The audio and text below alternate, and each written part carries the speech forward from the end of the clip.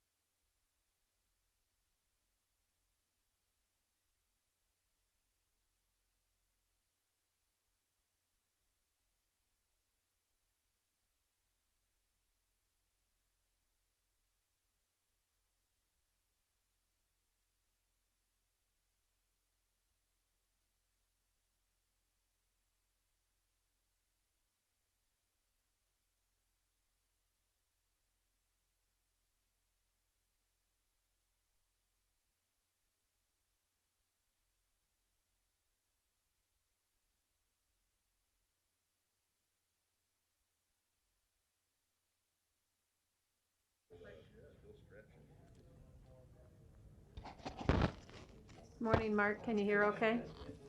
Yes, I can. Can you Okay. hear me? Yes, thank you.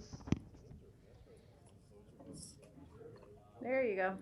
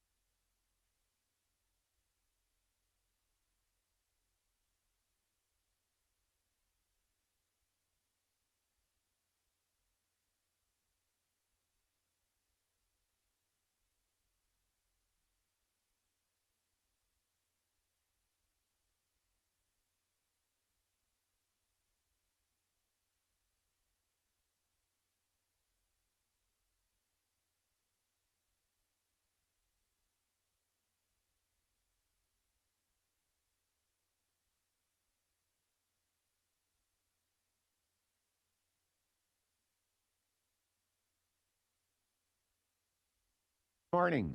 It is the appointed hour. We will go ahead and call this meeting to order of the Douglas County Board of Commissioners. This meeting will be conducted in compliance with the Open Meetings Act, a copy of which is on the north wall. Please join me in the Pledge of Allegiance. I pledge allegiance to the flag of the United States of America and to the republic for which it stands, one nation, under God, indivisible, with liberty and justice for all.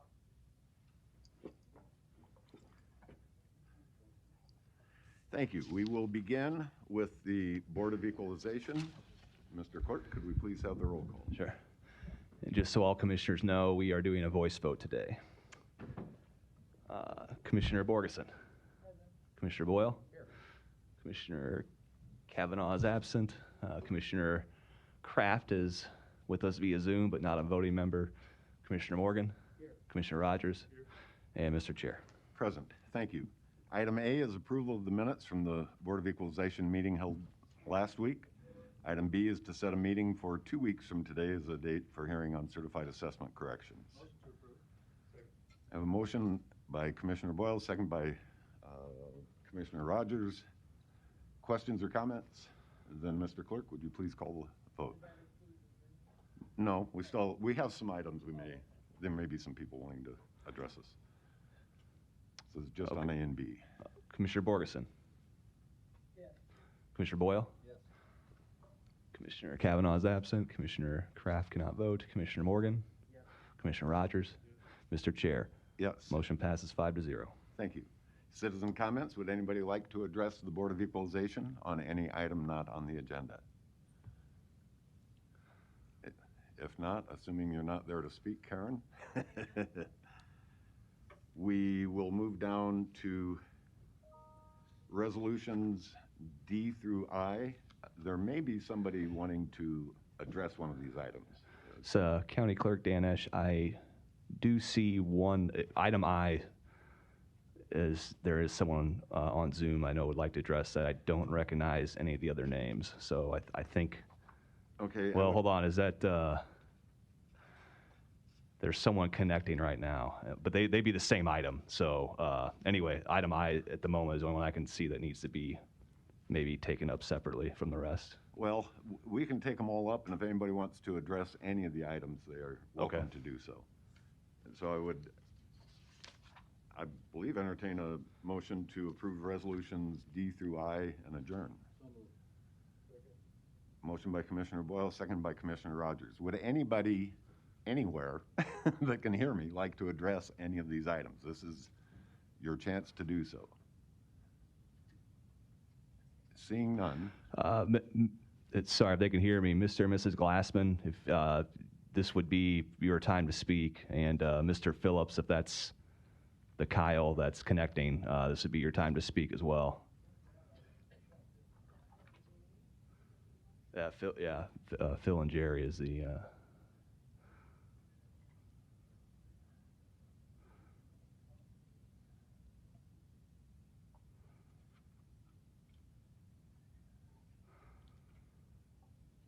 Can you hear us?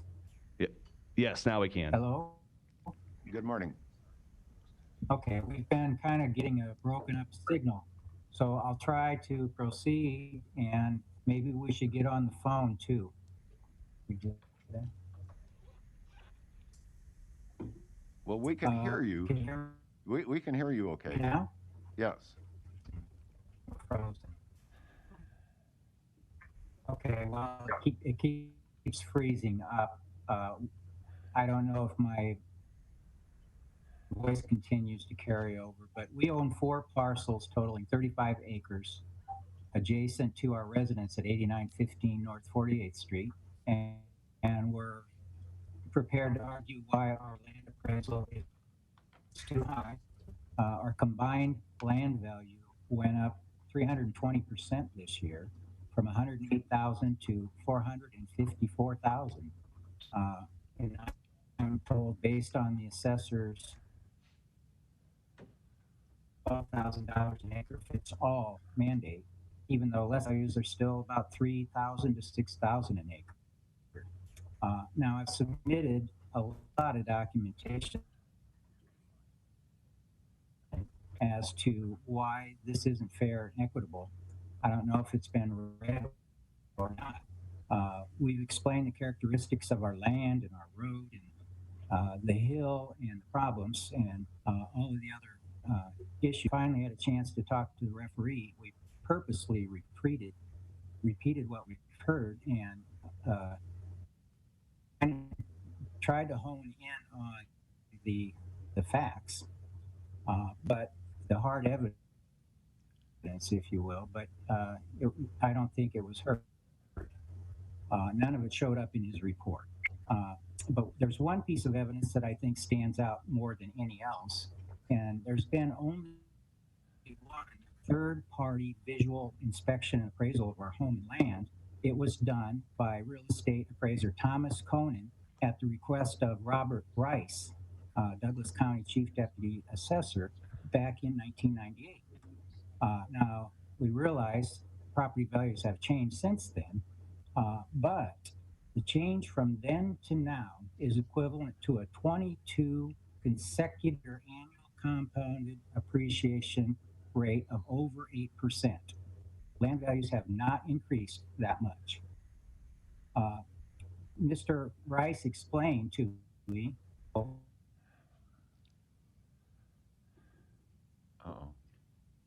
the phone that they felt the average price for buildable land then was $4,000 an acre, 9 acres of the 24-acre parcel that they referred to as wasteland. It was the creek bed. Mill Creek runs through the property, and not only are there 9 acres of wasteland, but there is a spillway from the hills that takes up about another 6 or 8 acres. So it's not buildable land. It's landlocked. It's a former, it used to be called the Mill Creek dump zone or landfill, which we didn't know. But there are many parcels in the area that are assessed at 26 to 3,500 then, and we found an average back then of about 3,000 an acre. Are you hearing me? Yes.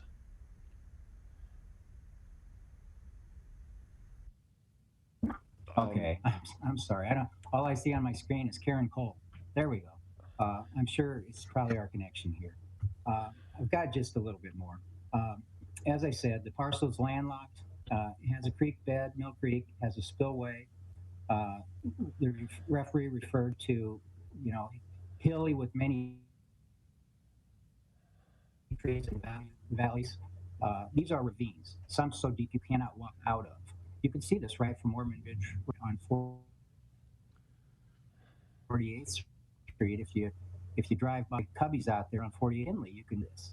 I would suggest you take Mr. Conan's and yeah, that's the report. I would suggest you take Mr. Conan's assessment rather than the referee's, because Mr. Conan was not here and actually walked this land with. The assessors say I have no intention of doing that, not comparable parcels of land. In no way validate 12,000 per acre valuation here. Even the comp the referee used for 5111 Wedge Court shows a 10.12 acre land parcel at 58,270 or 57.58 an acre. The referee also cited 3706 Hawkwoods, which was listed on the assessor's subdivision sales report of the comps linked on our property on the website. He stated it was assessed at $142 per square foot, while we were assessed, the subject is assessed at $113 per square foot. This is very misleading.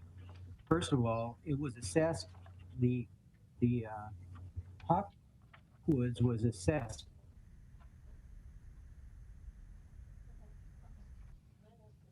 in 2019 at 110, yet sold January of 2019 for 121 a square foot.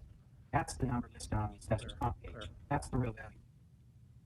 All right, Mr. Glassman, I think we've got a few people to speak here. Despite the 142 the assessor had. Second, 113 per square foot was the value for one parcel, but not all of our parcels. that changed the value higher. I'm hearing something. I'm sorry. Commissioner Borgeson. Mr. Glassman, I don't mean to interrupt, but I do mean to interrupt to ask this question on these properties, because on our agenda, it says the certified assessment corrections addressing various 2020 real property valuation protests that were submitted on time but did not receive Board of Equalization review by August 10th due to clerical errors. Were these not in Correct. the bunch of protests that we, Or they're trying to. oh, they're trying to figure out? No, no. Because Exactly. there was a bunch of them that we rolled back to the previous, or, you know, Right, the last 400. last year. Mhm. Dan Esch, County Clerk. So the protests, the 7 parcels in this package, including Mr. Glassman's 4, those were not involved in that group that we rolled back. They weren't even presented to you on August 10th.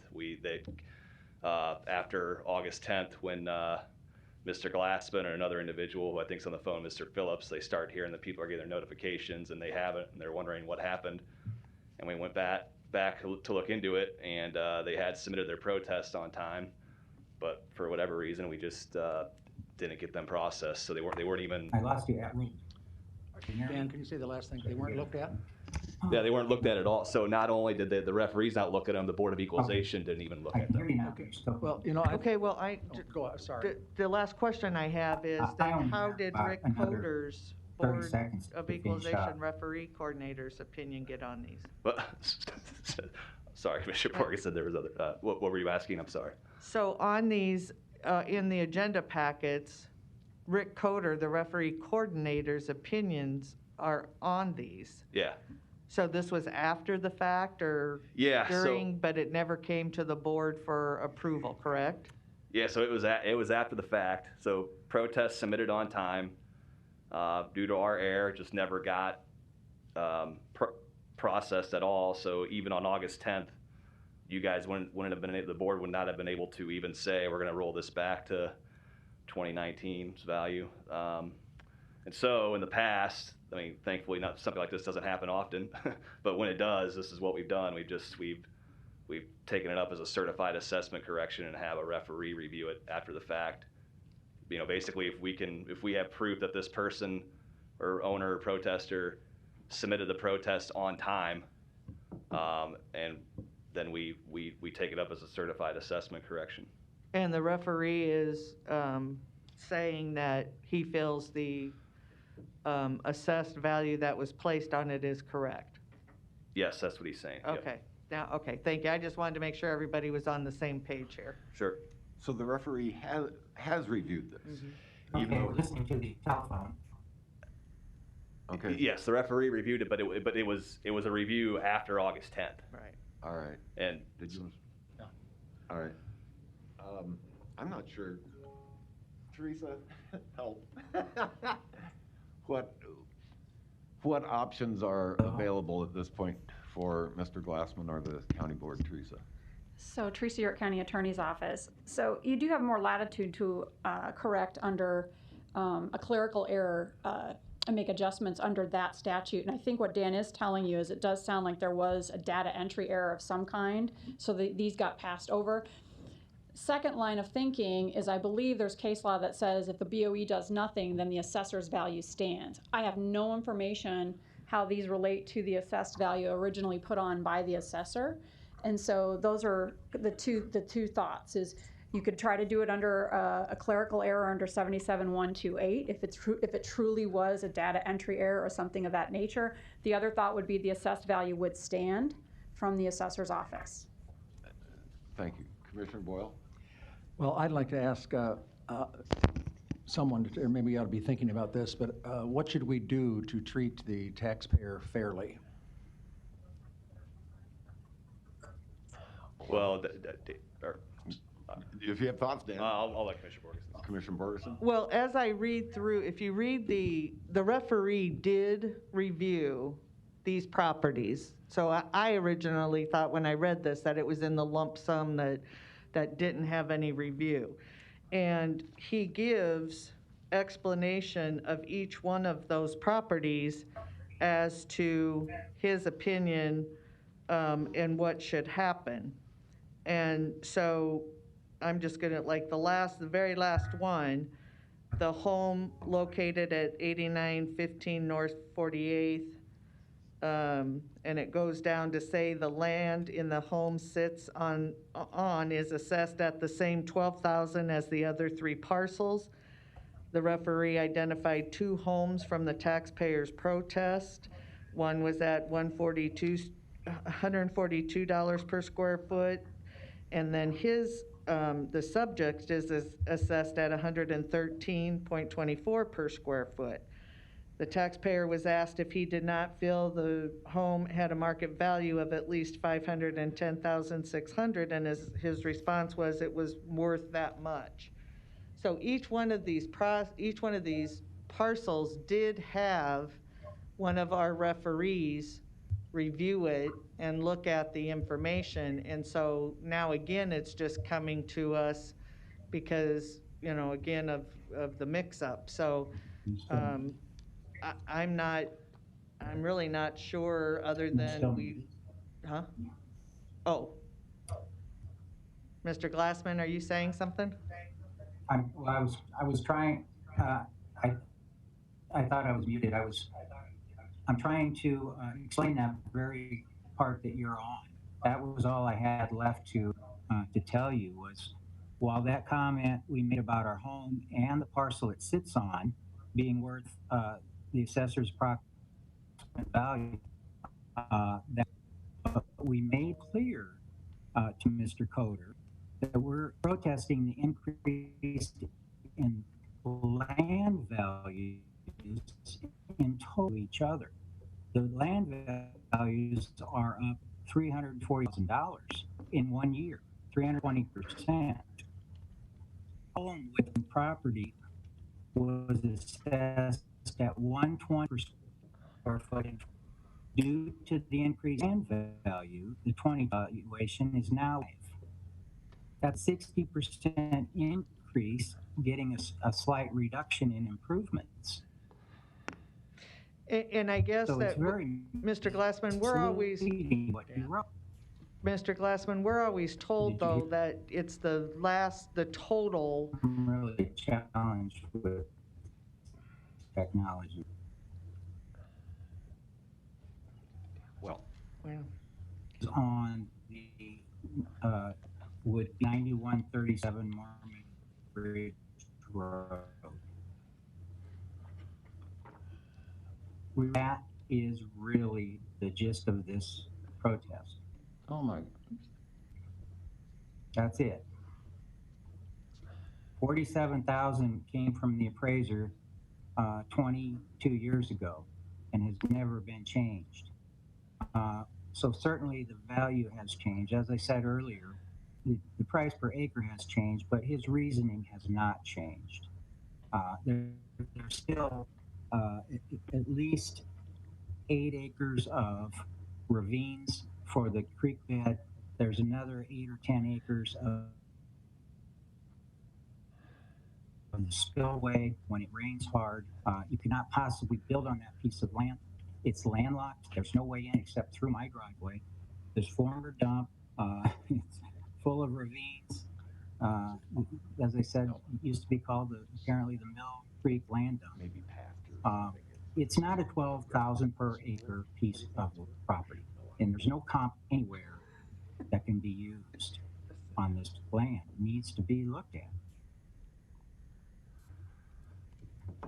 Well, we have the referee's recommendation, right? Yes. I mean, the referee recommended maintaining the assessor's valuation. Are you there? Yes, we're there, Mr. Glassman. Commissioner Boyle. Yes, Mr. Chair, can I ask someone from the assessor's office, maybe Mr. Goodwillie, to come down? And I mean, it's an astronomical jump, and it is landlocked. I'm not really sure. Chair?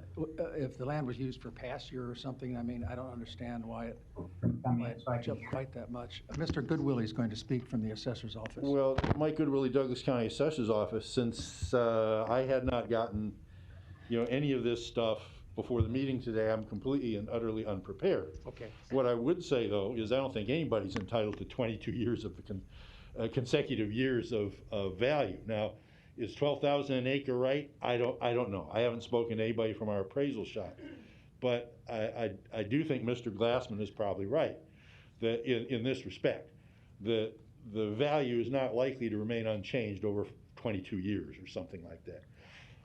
Initially, when I heard that or saw that there was this kind of jump, what I had wondered about is had the property been annexed? Because sometimes we see properties more often in the western part of the county than any place else that at one time were in special valuation, and then they get annexed, and now they get valued at their actual value, their market value, and that's quite a jump. It's quite eye-watering because the preference for agricultural land that's in special valuation compared to what property is actually selling for is quite severe. I don't know if that's the case here. This land would have been annexed about 10 years ago. Okay. Was annexed? About 10 years ago. It used to be in our Well, fire district. I guess what I'm wondering about is, for whatever reason, if this land fell through the cracks in our office and we hadn't reappraised it, this has all the earmarks of sort of a catch-up reappraisal. Right. And Mr. so Goodwin, it may be accurate in the marketplace, but there certainly would be sticker shock if you had the same value for years and years and years, and then suddenly Right. you're getting caught Do up. you think it'd be appropriate to refer it back to the assessor's office and take a look? I mean, what's the? Well, I mean, I don't know. I mean, you've hired referees, and Yeah. they've looked at the stuff, and I guess either They haven't looked at the property. and I guess either They have not looked at the property. I guess either you believe they're expert or you don't believe they're expert. Well, I mean, the Board of Equalization is supposed to equalize things, so we don't take a look at whether they're experts or not. We just say, does this make sense, you know? And I, of course, all those years of evaluation, I don't know whether that was incorrect or correct, but it is, sticker shock is a good word, good phrase for it. But what I want to do is make sure that we're treating the taxpayer fairly, and I know that's what everybody's after. So I think that what we owe this taxpayer is a real good look at the values of the property around that's landlocked, that's similar. And I'd like to see what the property around it is valued at and has been valued at. And then eventually ask Mr. Glassman what he thinks the valuation should be, and then try to make a decision. That's what I'd like to see. Can we lay it over for a couple of weeks? We're not here next week. And maybe get Catherine Hall involved and some others. What do you think? I'm not ready to make a decision on this. It's, yeah, either uphold the referee or ask the referees to look at it again. I think Yeah. those are our two choices. I'd like a second look at it, particularly with what land is around it and what's going on in that area. I mean, if it's a really hot piece of something that should be annexed and built on it, but he says has no access, so that's another matter. I'm familiar with this parcel. Okay. I mean, he's telling Yeah. the truth on what he's saying there. Well, I'd like to lay it over for 2 weeks and have people get involved and do a deep dive into it and then come back and give us some actual figures. Maybe these are the actual figures. But come back and All tell right. us what they recommend, and also have Mr. Glassman involved in it as Well, he'll have the opportunity for Okay. more input. Okay, then Motion to lay you're over. offering an amendment to the motion to pull this item out, Right. Mr. Glassman's property, for a 2-week layover, Yes. and to ask our referees Take a to look. review it. Right. Okay, is there a second to that amendment? I'll second it. And can I accept that as a friendly amendment Yes. from the two that made the motion? Oh. All right. And can I ask a question on that? So the one that you have pulled up there, I'm not finding that one in the referees stuff here. So anyway, Yeah. we'll look at it in this layover because I don't see Oh, that that was the problem. particular one in the paperwork, so. All right. Anyway, if it's, Yeah. but So- it's in there. It so. is? Well, so the way Mr. Coder took it up was he kind of gave a recommendation on 3 parcels. So attachment D, if I ever get there, sorry.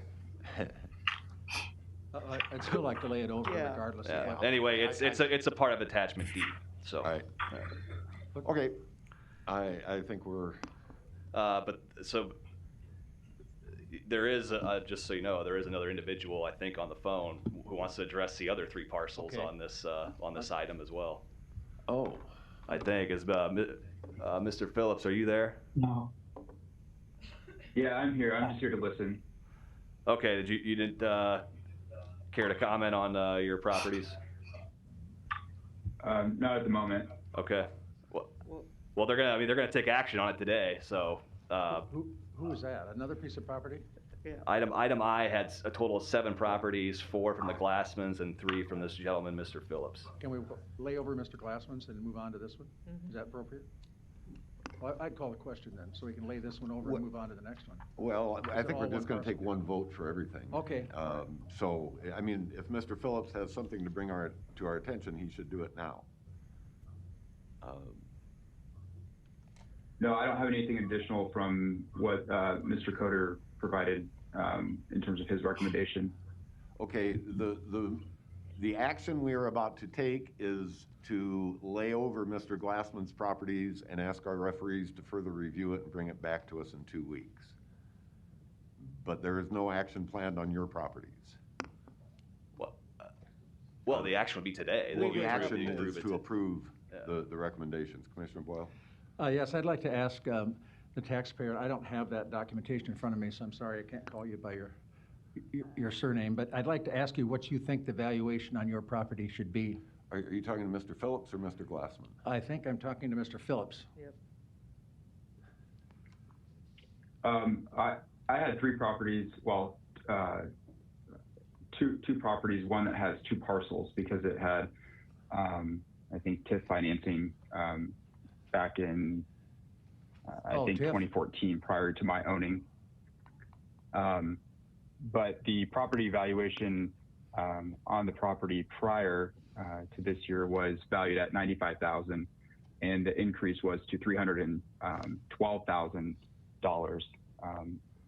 My ask with comparable comps on my street, other multifamily units, duplexes, all within a 4-block radius, was around $215,000, which was still over a 200% increase. The recommendation that came back from the referee was at $300,000 as opposed to the $312,000 that was originally assessed. But my price per square foot was $117 per square foot as compared to the average on my street, on Marcy Street off of Leavenworth, is more in the range of $85 a square foot in terms of other properties on the same block. Mr. Phillips, if I could interrupt, is this a clerical error that is bringing this to our attention? Because otherwise we can't take action. We already have taken action. So it was. It's the same scenario Yeah. Dan? as Mr. Glassman's. Yeah, This it one was fell through the same cracks. deal. Protest submitted on time before June 30th, fell through the cracks. Why don't we lump this in? So let's say all of the items in item I will be laid over for 2 weeks and ask our referees for more And our input. staff and so forth. And Yep. yes. So again, going back to the maker of the motion, so the friendly amendment is now to lay over item I for 2 weeks and ask for our referees to look into it further. And I think we're ready then to take a vote.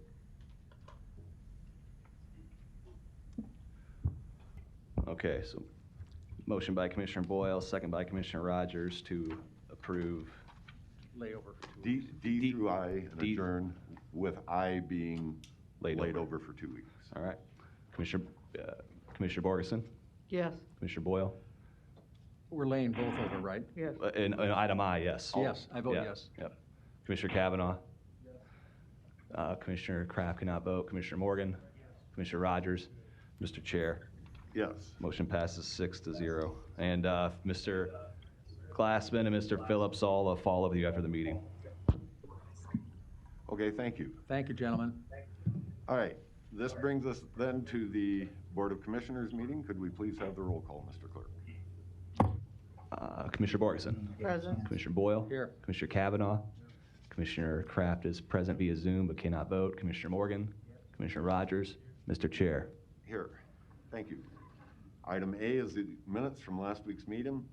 Item B is claims for payment through September 8th. Shouldn't that be September 15th? Since we don't meet on the 8th? Right.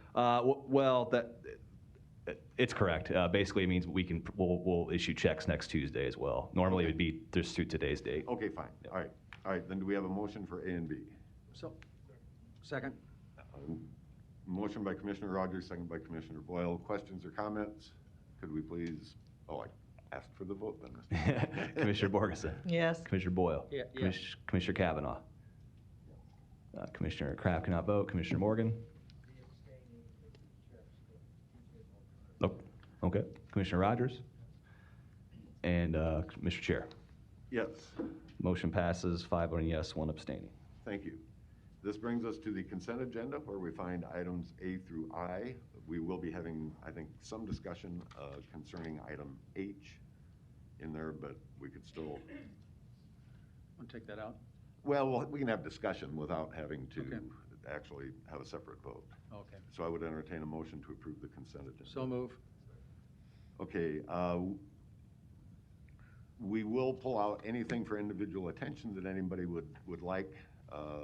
But I know Donna Cush is here. If you could come down for a moment. Item H in here is approval of an agreement with the Omaha Community Foundation to administer $20 million in CARES Act funds for nonprofits in the arts, culture, and entertainment sector and the social services sector.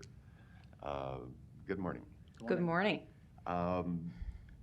This is all good. We're trying to get more word out now that there are more nonprofits eligible than seem to be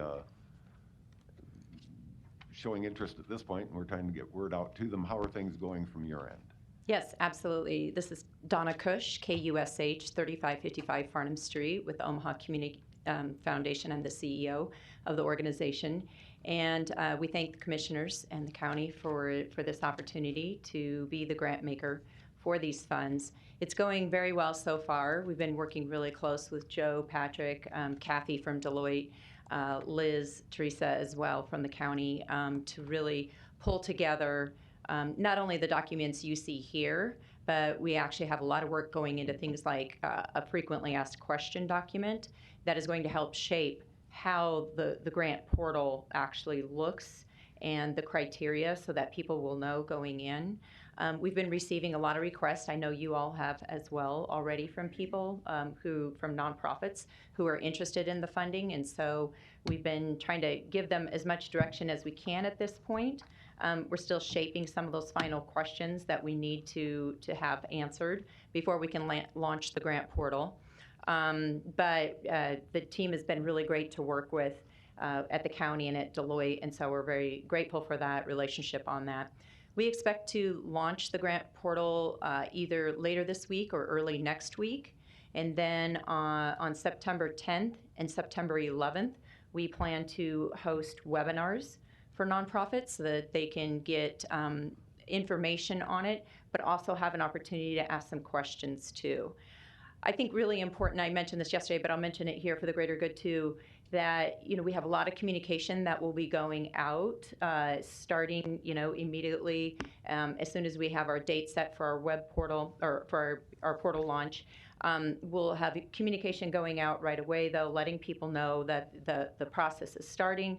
We'll let them know that they need to go to sam.gov to get their DUN number, DUN number. And we'll just let them know kind of the steps to expect and what kinds of other information they might want to know ahead of time. We plan to work with partners like Nonprofit Association of the Midlands to get that word out. I've also been speaking with a lot of different community groups, a lot of different nonprofit groups already, letting them know what's coming, and that we'll be communicating with them very heavily now moving forward. We're working with Leah, the PIO for the county, to also make sure we're taking advantage of each other's platforms and audiences and everything to get the word out on this. The second piece of that is, not only to get the word out to make sure that all nonprofits are doing this. We have our own distribution list, for example, of 1,000 and 2,000 nonprofits, and we'll make sure to get the word out on this. But the second piece of that is really critical, and that is the technical assistance that we're going to provide, especially to those smaller nonprofits who don't have a grants writer or grant resources, writing resources available to them. So we've hired Deb Bunting, who's a consultant that works with us. She has great expertise working with nonprofits, and we're bringing her on board to help supplement my team's expertise. And that's really important.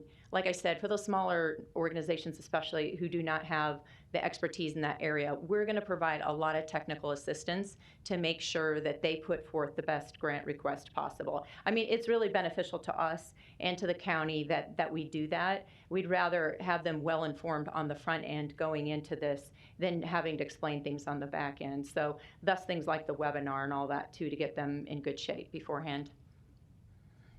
To me, this is why we're so lucky to have you for a partner. You're doing things better than we would be positioned to be able to do to reach out to these groups that we're trying to help. So Thank you, appreciate that. I'm thrilled to have your support on this. Commissioner Kavanaugh. Thank you, and thanks for this. Just in reviewing the document that we've got in front of us today, so the public will know, there's actually two agreements, each for $10 million. One is, as you indicated, directed towards the arts and entertainment community, the cultural community in the county, and the other $10 million is for not-for-profit social service type things. Correct. We've had hearings and discussed food bank assistance, food assistance for people, and other forms of direct assistance. Correct. And we appreciate you stepping up to partner with us on the administration of this. I just want to go through a couple of things in the agreement so people Sure. understand. This is a subset of the 166 plus million CARES grant that we received from the federal government. So this is 20 million of that, broken Correct. into these two $10 million categories. And if I read this agreement correctly, the $10 million in each category is to be administered by the Omaha Community Foundation for a program administrative fee of not to exceed $300,000. Is that correct? For each of the $10 million pools, that is correct. Right. So there would be a maximum administrative fee of $600,000 if you reach the maximum under both categories. Is that right? That is correct. Okay. And is there going to be some kind of, I presume there are because our other programs have this regular report to this board and public hearing so that we know how that goes and how we're spending Yes. money as we go? Yes, and that is even outlined in the statements of work. We explain in there what we plan to provide to you on a weekly basis once we get the portal launched. It'll be everything from how many applications we're receiving, the amount of requests, dollar amount requests we're receiving, and what's important about that is the applications and the requests don't necessarily match on the back end what we grant. So we will, and I just want to make sure and make that distinction. That will not be determined until we've gotten the applications in, and then we'll be able to determine that amount for you. But yes, we do plan to let you know how things are going on a weekly basis, and then we'll also be compliant with the other quarterly reports and such that are required of the county too. Yeah, the agreements are pretty comprehensive in terms of reporting and compliance, and I believe our county attorney assisted or actually drafted these for you. Yes. Is that correct? That is correct. So just a couple of informational questions, just to clarify things. Throughout both documents, there are references to sub-recipients. These would be the grantees that you are sending grant money to, is that right? Sub-recipients? That is correct. So Omaha Community Foundation is the recipient, sub-recipients would be? Sub-recipients are the nonprofits. Right. That is correct. And I want to clarify that prior question. The county provided the actual agreement, and then the two statements of work. We were provided with a template by the county to follow, and then we fulfilled the information. We provided the content within those statements of work. So I just want to clarify that. But no, primarily the county has driven the content of these. Sure. Yes. And both of them were reviewed by our county attorney. Yes. In any event. On page 13. Commissioner, if I could clarify one thing, and just for sorry. clarity, and I apologize, under the federal law, it was a little bit confusing. So under the agreement, the subrecipient is actually OCF. And the Douglas County is the prime, so Douglas County is the prime recipient, OCF is the subrecipient. Federal regs want us to also call the next recipient a subrecipient as well. And that got confusing, so we defined the subsequent subrecipient as SR, just for clarity for reading, and it's on the bottom of page 1 of the agreement. Otherwise, we were going to be using a capital S subrecipient for OCF and a small s subrecipient for the subsequent, and that kind of got, even for us, got confusing. So we gave them a defined term, made them SR subrecipient, and so that the subsequent subrecipient is SR. Thanks for that clarification, because I'm getting to this subrecipient requirement on page 13 regarding insurance. It says subrecipient shall maintain comprehensive general liability insurance with limits of no less than $1 million. Is that, That is if I understand OCF. correctly, the Omaha Community Foundation? That is the community foundation, yes, and we have made sure we met that requirement. Okay, so these smaller groups that we've been referencing, they're not going to have to buy $100 million. No, that is the community foundation. The agreement really, if you look at it, it's really about Omaha Community Foundation accepting liability for correctly implementing this program. I mean, that is the commitment and also some risk that we are taking on at the community foundation. And thank you for that. I mean, we hope that this all goes flawless, but the devil's always in the details, and I appreciate that. Just one last question. On page 16, there's a signature for the county, but it doesn't indicate who would be signing for the Omaha Community Foundation. Can you? That will be me. Okay. Well, thanks very much, and thanks for your cooperation. We look forward to working with you. Thank you. We appreciate the opportunity. On behalf of my whole team, thank you very much. Thank you. Commissioner Boyle. Yes, it really looks terrific, and I appreciate the questions Mr. Kavanaugh asked. One of the things that pop up, we have a grant that's much smaller than this that we deal with distributing sales tax in South Omaha and North Omaha to nonprofits, 501c3s they have to have an attachment to. And one of the things that we find is that sometimes some of the projects they talk about, and I don't know what you expect to see from the arts groups, for example, but they may be saying this, we're going to have a music festival, or we're going to have this or that, and these are the expenses. And particularly with the way things are right now, sometimes those things get canceled. And I would say, I would expect that some of those will happen, and so you'll have to deal with a change of course. They may come in and we're not going to have a chorus, we're going to have a choir instead, or something different, some changes that occur. And so I think, we need to be ready to help you with that as well. So I think that you need to know that we'd be a resource, because we work closely with the city of Omaha, and at least I do, in getting those grants straightened out. They accept all the information. Receipts, I don't know what you're going to ask for in the way of receipts or anything. We will. But whatever we can do to help the city, particularly they're over at the city council, they have a person who's really been helpful to us in those grants. And so I want you to know those things are all accessible for you as well, to help you work those out. I'm really, really happy. I'll add my thoughts to Commissioner Duda. Really, really happy you're helping us with this. And I think it'll be, I look forward to it. You did so well with the larger groups. We have the smaller groups now that need help as well. And of course, the essential services to our citizens as well. So thanks a lot. And anything we can do to help, let us know. Yes, absolutely. Thank you very much. Thanks. Appreciate that. Thank you, Donna. Okay, further questions or comments to any of the items on the consent agenda? Thank you, Donna. Thank I you. think we are ready then to call for the vote on the consent agenda. All right, so motion by Boyle, second by Commissioner Rogers. Commissioner Borgeson. Commissioner Boyle. Yes. Commissioner Kavanaugh. Commissioner Kraft cannot vote. Commissioner Morgan. Commissioner Rogers. Mr. Chair. Yes. Motion passes 6-0. Thank you.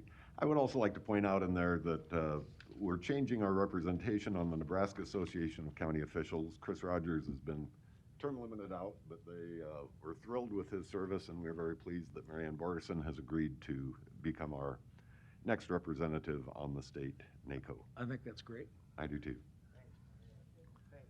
Thanks, Chris. Citizens' comments. Would anybody like to address this board on any item not on the agenda? This is the opportunity to do so. You stretch Burke, but you're not getting up. Good. Okay. The presentation listed in item 5A is going to occur at 10 o'clock when we will have Patty Georgievich and Dr. Howard Liu phoning in by Zoom to join us. So we will come back to that when they are. It's hard to guess how long it's going to take us to get through an agenda. We will move on then for the moment to item B, the CARES Act update. We have one action item to approve to earmark $2 million in CARES Act funds for mental health programming services, which can be determined at a later date, coming from Commissioner Borgeson. Second? Any questions or comments to this? Commissioner Boyle? I want to thank Commissioner Borgeson for taking the lead on this. She has the experience that's necessary and the knowledge, the contacts, the whole thing to make this be very effective. And I was at a criminal justice meeting last Thursday and visited with one of the chief deputies of the Omaha Police Department, and a lot of other people were there as well. It's a county-wide, citywide operation, and so they were very glad to hear what we were doing with taking this money and committing it to mental health. The city of Omaha, through the police department, has a program put together that I passed on to all of the commissioners, and Commissioner Borgeson has responded to it. I'll let her talk about it, but it's something that the city has started to do, and it's not exactly what she had proposed, but it's very close, and we're going to look at all these things and direct this money. I think what this is to me is listening to the citizens. And when I first went to Commissioner Borgeson and talked about this, we've talked about trying to do something for mental health. This is, the unfortunate phrase, defund, has been used. This is not defunding. This is, we're directing money to help people with what's actually happening in the community. And this is, it includes young people, elderly people, everyone, and it's going to bring some mental health to the community. I'm really happy about it. So I think I'll let, if Commissioner Borgeson wants to speak about what the thought is again about the program that you're looking at, and also maybe what the city does. But I think we're going to meet with them, and that'll be a good step forward to see if that's what we want to do, if we want to do it that way, if you don't mind. Sure, no, thank you, Commissioner Boyle, and is it? Of course. Thank you, Mr. Chair. So yes, this is actually exciting because we have some dollars to put towards the mental health issues, which actually have been increased during this whole COVID time frame that we're in here. But what my hope is that, yes, we have a mobile crisis unit that's been in existence for quite a while. Unfortunately, I don't think law enforcement utilizes it to the extent that it should be utilized or could be utilized. So we'll be reviewing that, as well as, yes, the Omaha Police Department does have 2 co-responders that are mental health professionals. But what I'm really focusing on and hope to focus on is decriminalizing mental illness and finding programs and services where law enforcement does not have to be involved. Again, a lot of times that can't be helped, but if we can find that perfect niche so that we can, again, decriminalize and treat mental illness like any other disease, then I think that we will have better served our citizens with mental illness. So again, the one program I brought up from Eugene, Oregon is just one program. If somebody else has another option they'd like us to look at, or other services they'd like us to look at, I do have our Region 6 folks looking and speaking with our community providers to see what the needs are, especially during these last few months of COVID. What are we hearing? What are we seeing? What are the needs being asked for? So again, we'll be bringing back a plan on that, but definitely we'll have further discussions with it. I really want to thank Commissioner Borgeson for this. This is what I was talking about, where she has the experience and the contacts and the knowledge, hearing constantly about what other communities are doing to meet this problem. And it's one that has been successful in other cities, and the one that she told me was really a terrific program. But again, I want to emphasize, this is many times, whether it was the juvenile center or whatever it is, people say to us, why don't you, instead of putting people in jail, why don't you figure out a way to stop what's happening?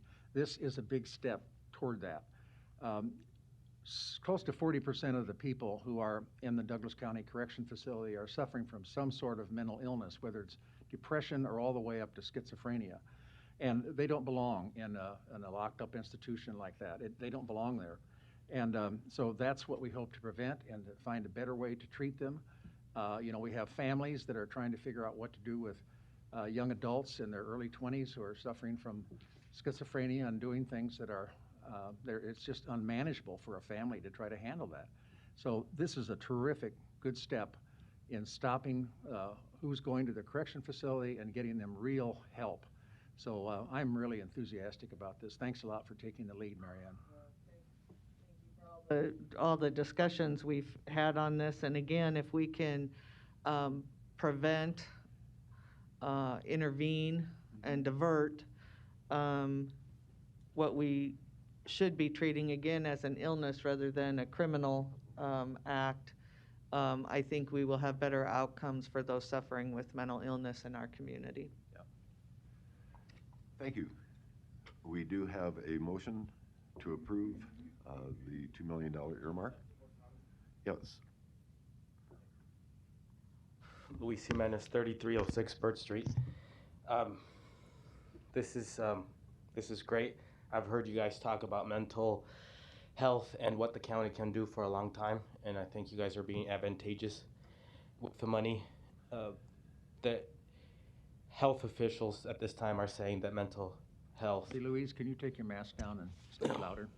Thank you. Health officials have been saying that mental health is part of this pandemic that's happening. People have to stay indoor, or quarantine, or have to distance, can't work things out necessarily. There's been a lot of zooming, and that actually for me doesn't work very well because I still feel like I'm looking at a screen, not at a person. But locally, like I said, I've been following what you guys are doing for mental health, and applaud this.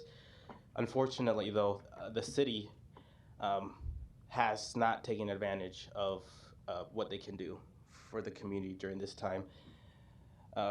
There is $1.5 million in limbo right now that can be directed for mental health, but the mayor doesn't want it for the Omaha city budget because it's not very well defined what they're going to do with the $1.5 million. And some of the council members have said this is opportunity to discuss what we can do for mental health.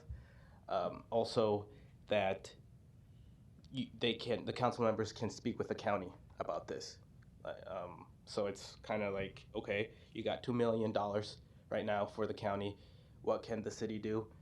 And I hope they follow through, the city follows through and works with you guys, and vice versa, that you guys reach out to them as well with mental illness. You could have a 3.5 million pot here for mental illness. But I'm not sure what's gonna happen. And just anecdotally, I have heard the county say, well, we need to do this or that.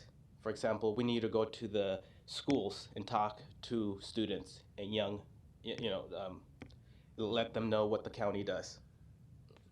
When did you guys do that? When did that happen? You guys have good ideas, but what's the follow through? So with this, I hope that you show the city that you got $2 million for mental health, and this is what you're doing, and outline it for them so they know the specifics. Maybe that's what's holding them up, like what they're going to do with all this money for mental health. So you guys are leading this. Thank you. Thank you.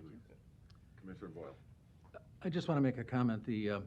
I saw that, Councilmember Jerem made that suggestion, and it's one of those things that, first of all, it's a very important issue, and everybody really wants to support it, and I want to say, they do, and I know that the mayor does as well, except that this is really a purview of county government. We have a head of the community mental health center. We operate psychiatric services. We have a pharmacy. We do all those things.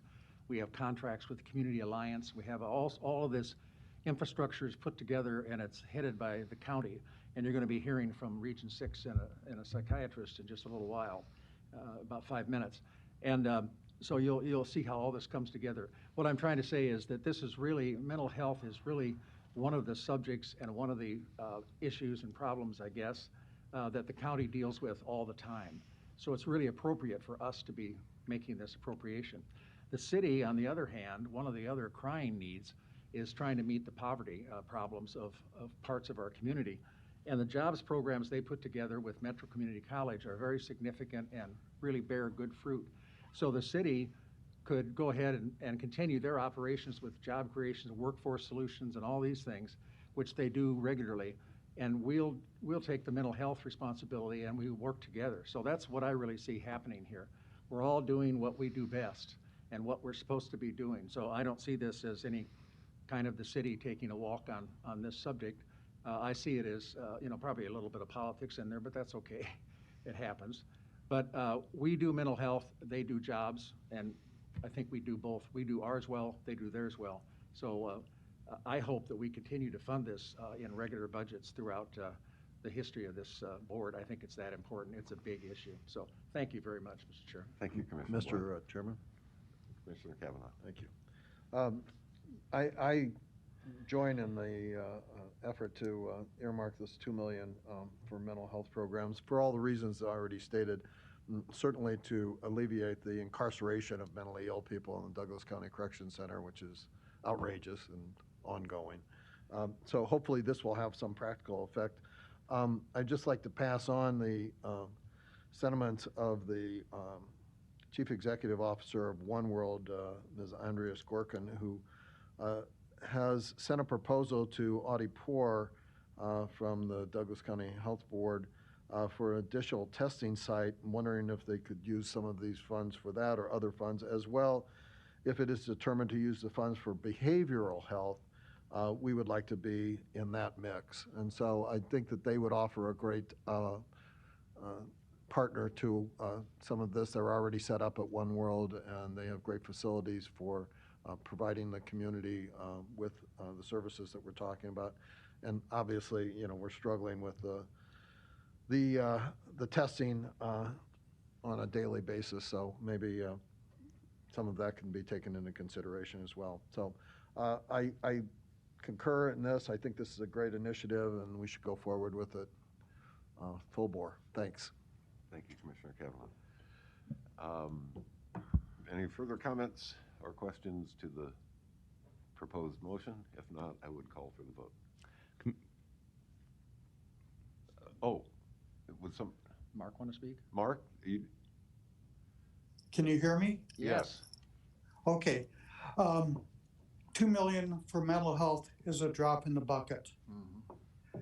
This will get us started, but I really think that we should fund this to the tune of 10, 15, or $20 million. And that can come later when we know more about where the money is going to be spent and how it should and can be spent.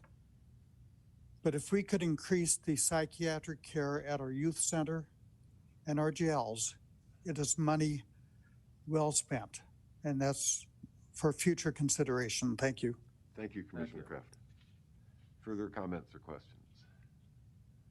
Then I would call for the vote, please. Commissioner Borgeson.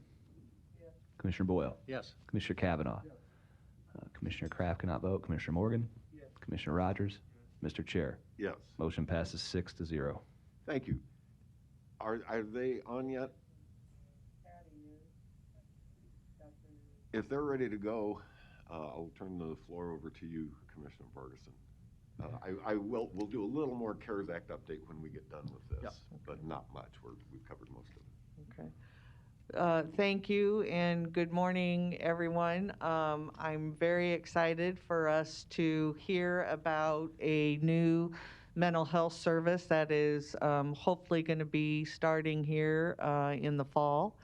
At the region, we have worked for many years on this subject, and with us today is Patty Jurjevich, our Regional Program Administrator, who will kick off the presentation and then turn it over to Dr. Liu from the University of Nebraska, who will talk about the specifics of the service. So Patty, the floor is yours. Thank you, Commissioner Borgeson. Good morning, Commissioners. I appreciate your time, and I'm really pleased to have this conversation today with you and our Nebraska medicine partners, Dr. Liu, Dr. Cates, Jen Sparak, about this new and significant addition to our behavioral health system. Certainly over a number of years, the data that we saw from emergency departments indicated that people in psychiatric crisis were accessing their care there, and in some cases waiting for long periods of time to get the appropriate place for their treatment. So we believe there was a better way of helping people. We studied programs around the country. We learned from experts in the field of emergency psychiatric medicine and talked with many stakeholders in our community to help move this forward. So about a year ago, we issued an RFP to develop a PES, and we're so pleased that Nebraska Medicine chose to make the commitment to take this on. So this is the right direction, and we're grateful to partner with Nebraska Medicine to develop the psychiatric emergency service, and we'll continue to work closely with Nebraska Medicine and support this important addition to our behavioral health system. So with that, I'm going to turn it over to Dr. Liu, if he's ready. Howard, do you want me to start and then turn it over? Yeah. So thanks so much. And if we haven't met, I'm the chair of psychiatry at the UNMC Nebraska Medicine. Dr. David Cates, our director of behavioral health and vice chair of clinical services, is going to start us off. I can go ahead and share my screen, Jen, unless you want to do so. I'll go ahead. Thank you. So David, why don't you go ahead and start? Sure. Thank you so much for inviting us today to tell you about our new psychiatric emergency service, which we affectionately call the PES or the PES. So you'll hear me and all of us refer to it as the PES. I don't know if is someone who has the slides, Howard, you? Jen does. Jen, can you advance us to the? Give me 1 second here. No worries. I'll just keep going, so not to waste time, but we'll catch up. So again, with us today are Dr. Liu. He's the chair of psychiatry at UNMC. Jen Spark is the manager of the psychiatric emergency service. And I'm David Cates. I'm the director of behavioral health at Nebraska Medicine and the vice chair for clinical services in the Department of Psychiatry. So I'll just briefly provide some context for what we are hoping to achieve with our new PES. What we've been seeing here in Douglas County with regard to psychiatric patients presenting to emergency departments is part of a larger national trend. Since 2006, across the United States, we've seen a 50% increase in visits to emergency departments for primary psychiatric and substance use concerns. And currently, approximately 12% of all emergency department visits are patients presenting with psychiatric emergencies. And of course, most emergency departments, including our own, are not really equipped, staffed, designed to manage and effectively meet the needs of these patients.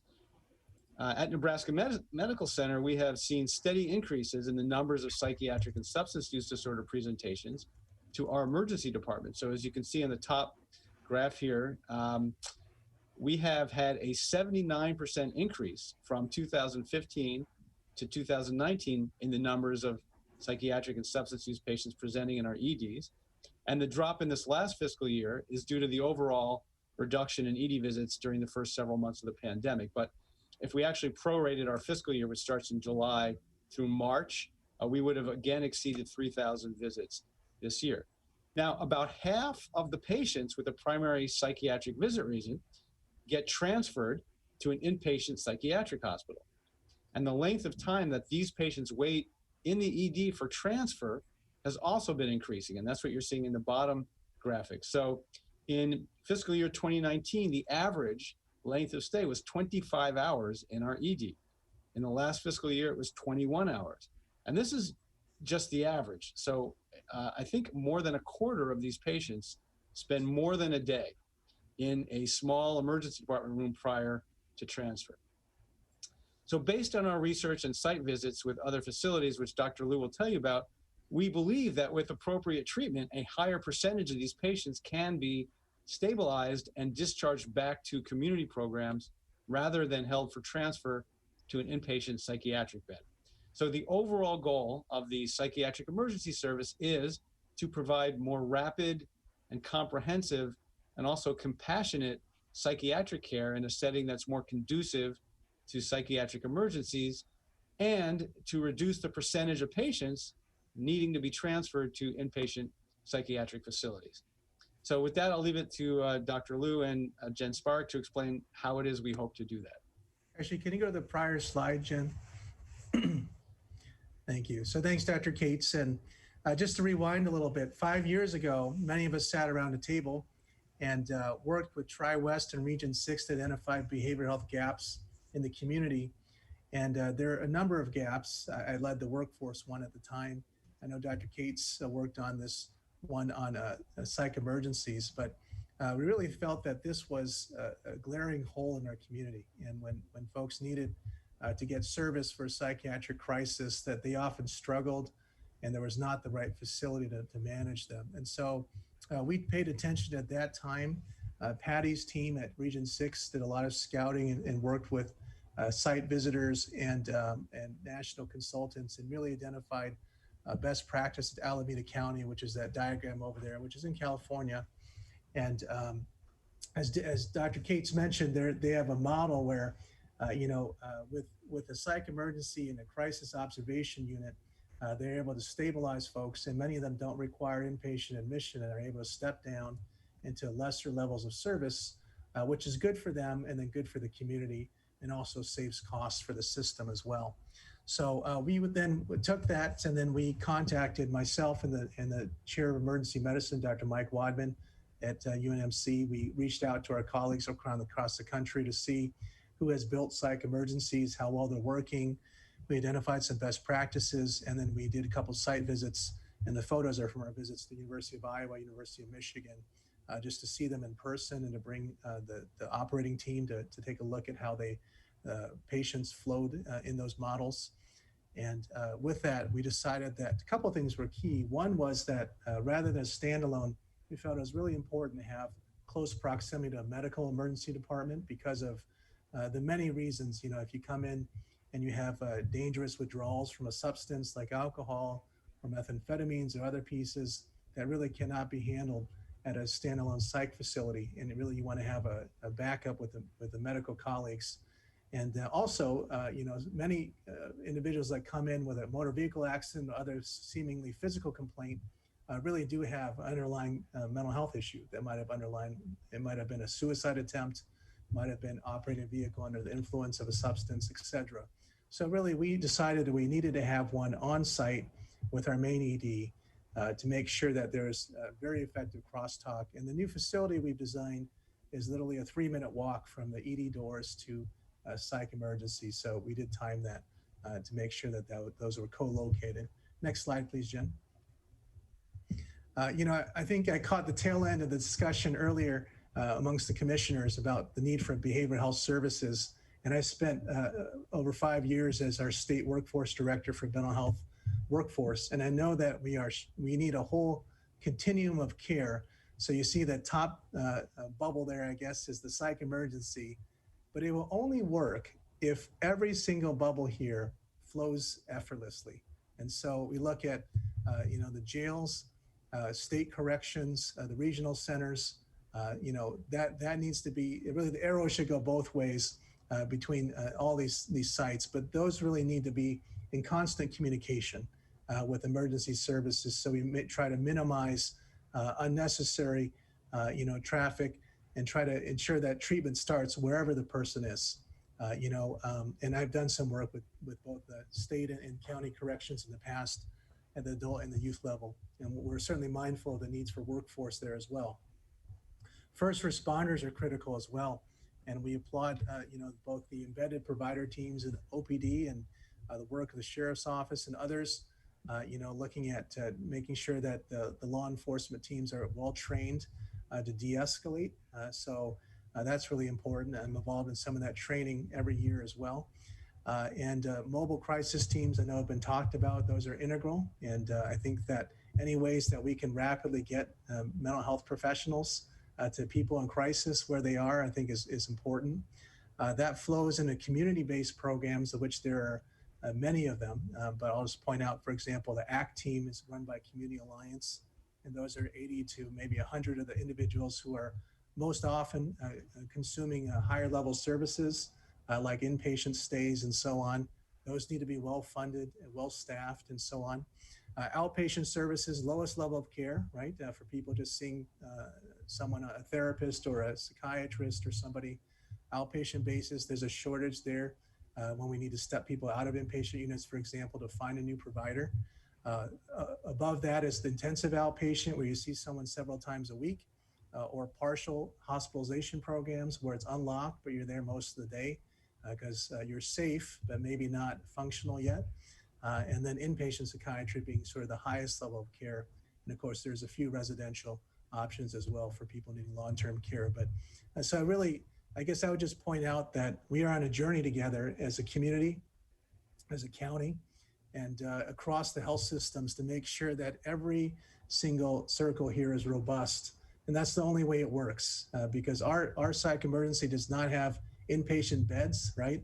It's a stabilizing unit and a triage unit, and then we'll kind of whisk them away to the next level of care and try to do so in a most patient-centered manner possible.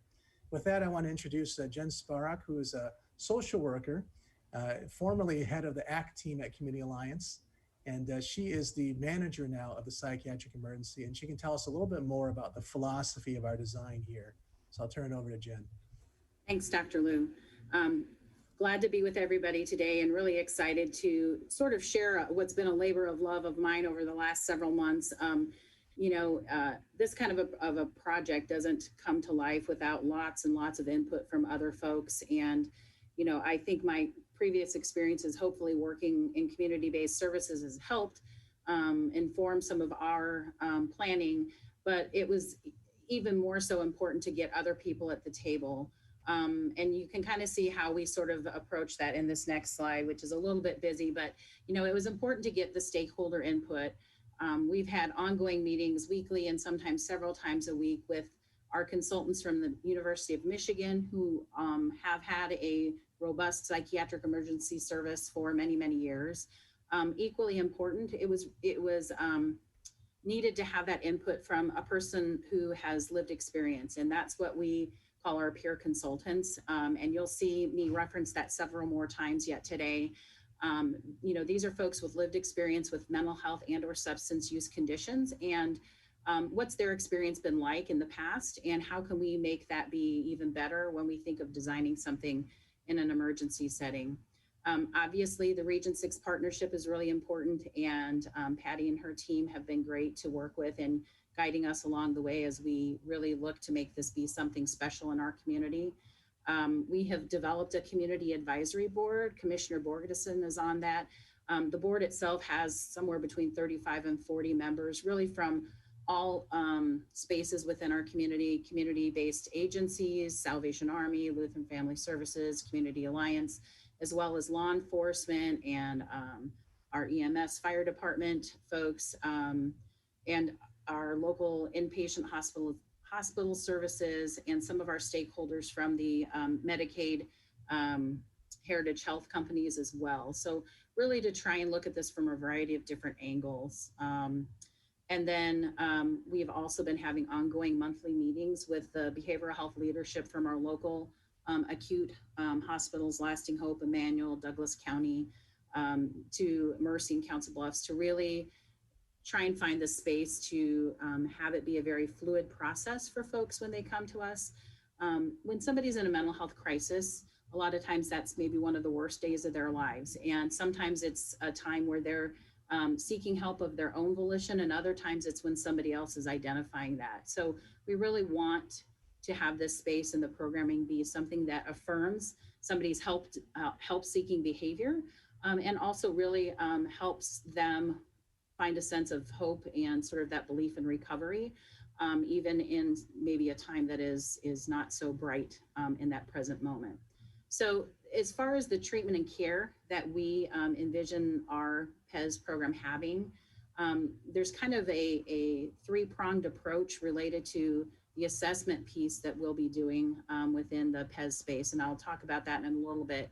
But really the idea in doing that assessing is to then come up with a good disposition plan. What is the right thing for that person? As Dr. Cates was talking about, a lot of times right now in emergency departments, we're seeking inpatient care. And certainly that will continue to be a thing that some of our folks will need. But we also know that if people are given the opportunity with trained mental health professionals, they may be able to quickly find themselves regaining a place of stability where they could safely return to someplace within the community with the right kinds of community supports to help them live safely and robustly, you know, in their home or wherever else they may be in the community. So we will help facilitate whatever that is. And if it is somebody who does need to go to an acute hospital, we will also facilitate that just like we do now.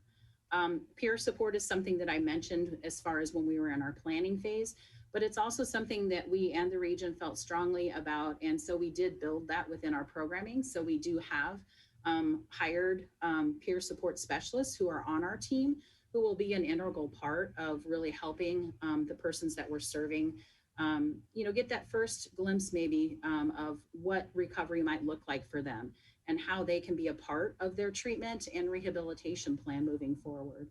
The treatment itself within the PES space while people are with us, we'll be using evidence-based practices as far as therapeutic interventions with folks, using motivational interviewing, coming up with safety plans for folks.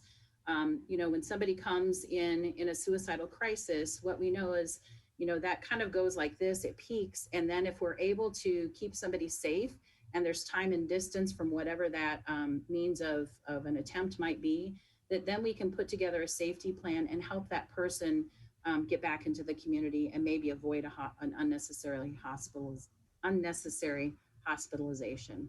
So kind of overall, our goals really are that rapid assessment, initial treatment and symptom stabilization, reduce the need for inpatient hospitalization, and provide treatment in a recovery-focused and most importantly, a compassionate environment. As you'll see in some of the upcoming slides when I get to share what the physical space of the unit looks like, and one of them is behind Dr. Liu's picture right now, is the care and the design really was about being patient-centered, compassionate, warm, welcoming, and inviting to people, and not for it to feel like an institutional environment. Equally important becomes the who. Who are the people that are going to be doing this work? And so building a team has been something over the last several months we have done with our PES providers. So we have a team of psychiatrists, advanced practice providers, nurse practitioners, and physician assistants. We have psychiatric nurses. We have licensed mental health practitioners. We have patient care technicians. And we also have our peer support specialists, all who make up the team that is staffed 24/7. I don't know if you can see this really well on your screens, but this is the space for the PES unit, and I'll share some graphics here in a minute. But the space itself really is designed to have 3 separate areas within its physical layout. There's a lobby space, and that's on the lower left-hand corner where patients can present. Safety is at the center of everything we do at Nebraska Medicine. So we do have 2 security officers that will be present within the PES space all of the time. And there's one right before somebody would walk into the public space. And then a person would register at our front desk. And we have a sort of warm environment for our waiting room. And then that person would be invited to come in for a nursing assessment and triage. And during that time, they would do a brief physical screen, make sure that that person really is deemed stable. In the beginning, when we first open, everybody will start in the emergency department as they do now and get that medical screening.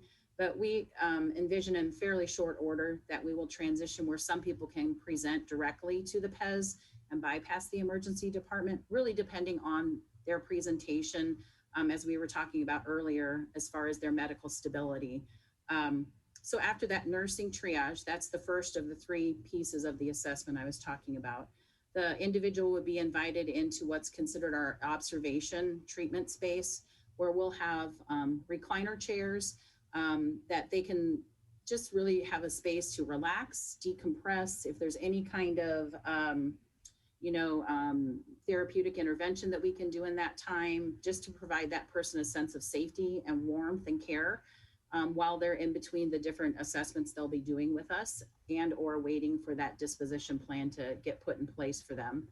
We also have a space within that observation and treatment area where there can be some activity, whether that's a small group, some kind of an activity our peer support specialists might do.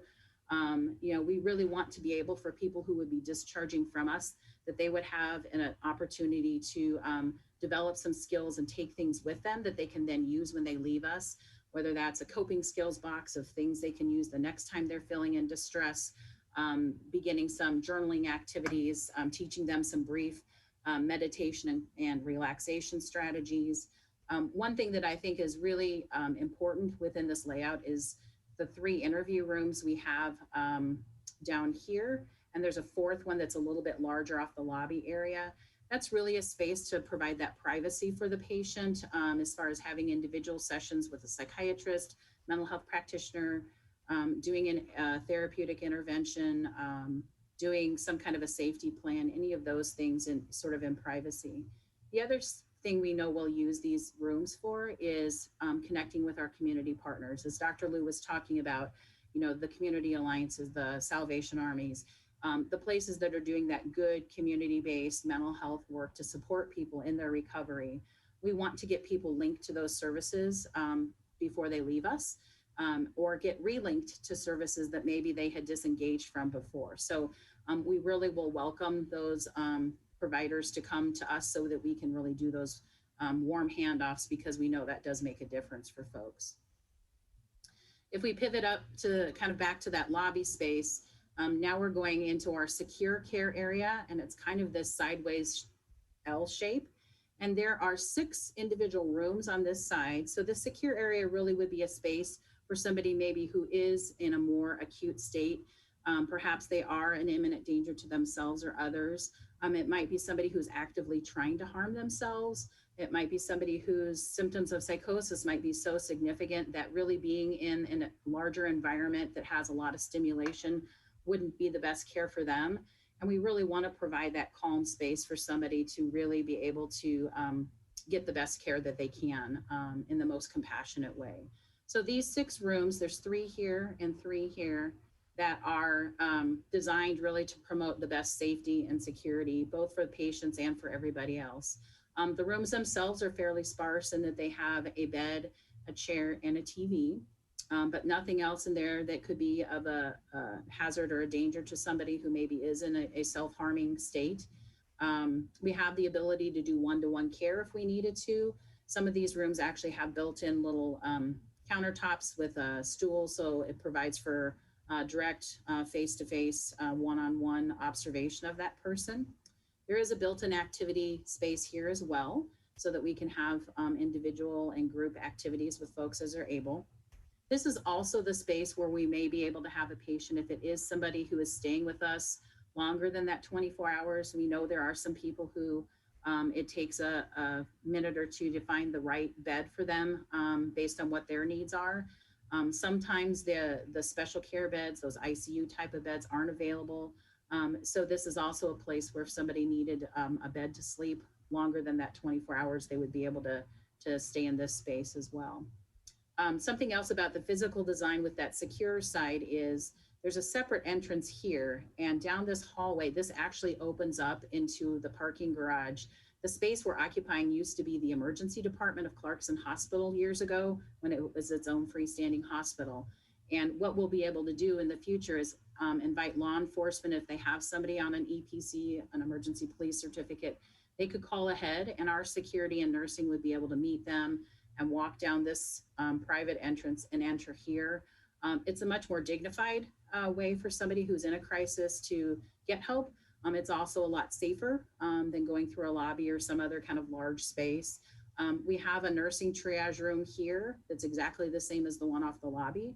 So our nurses could do that health assessment and then invite that person into our secure space. The interior really is the space for our team where they'll be doing their work. Our nursing staff on both sides here will be in these nurses' stations. And then this is the staff workroom where our providers and mental health practitioners will be able to use the computers, the phones. If a nurse needs to give report to one of our local hospitals for a patient that's transferring, they can duck into the workroom and do confidential conversation. So it's not done in the open nurses station here. This is our second security space as well on the secure side, and they'll have line of sight of these rooms. We kept it open within the nurses station so they can also see on this side here too. So that's kind of the overall sort of physical layout of the space. Just to give you some vision of the physical space itself, what you're looking at here is that lobby public space. So this is that registration desk. Inside this room in this blue is that nursing triage space. Around the corner here, we'll go into the door into that observation space. This is the waiting area where future state, when we're not in a pandemic environment, family members would be waiting here if they needed to, or a patient could be waiting here to go into the unit. This would be that door that would go into the secure care. So we really want, again, to provide that welcoming, inviting environment. We did a lot with our team from DLR as far as what do we want the aesthetic to look like and feel like. There's this concept of biophilic design that really talks about people feel calmer and they feel better when they're connected with nature and with things that feel of sort of the natural environment. So we've really kind of had our concept sort of go along with that. This is the observation space. So you can see the renderings of those chairs. This is the picture that is behind Dr. Liu as well. So, you know, these are on wheels, so we can certainly move them around. Behind this sort of peachy colored wall is the interview rooms here where we can have people go. And then this is that nurses station that opens into the workroom. And then this is the secure area where there are direct patient rooms in there for people if they need a higher level of care, a little more oversight. And so I leave you with concept of recovery. Patricia Deegan is kind of a noted professional who, she is a PhD psychologist who also lives with schizophrenia, that the concept of recovery is rooted in the simple yet profound realization that people who have been diagnosed with mental illnesses are human beings. And that's really what we're hoping that we can do in this space. So I think with that, we open up for any questions or discussion folks might have. Did you have? Well, I just want to thank you all for the presentation. Like I said at the beginning, this has been a long and hard process we've gone through, and I give kudos to our Region 6 staff who never really gave up on the concept and worked diligently to work with the community to, again, put out the RFP. And again, I thank I think I said University of Nebraska Med, so I'm going to say Nebraska Med at the beginning, who stepped up and is, again, you can see doing a spectacular job of designing this just incredible service that I think will help so many. And again, treat the folks in our community that have mental disease and substance abuse issues in such a more compassionate way. So I am so excited to be a part of this and to present it to you all today so you see the efforts that have been taking place here. So with that, again, thank you. And I think there might be a couple other comments from commissioners. Yeah, there are. Commissioner Borgeson, I want to thank you for helping make this happen. And Dr. Liu and everybody associated with that. We've known for so long how important and how necessary this is, but we've been unable to make it happen. But seeing these statistics just in the last 5 years of how the growth in this, it really is exciting to see such an important and substantial effort being made to address such a serious problem in our community, and I'm thrilled to see this happening.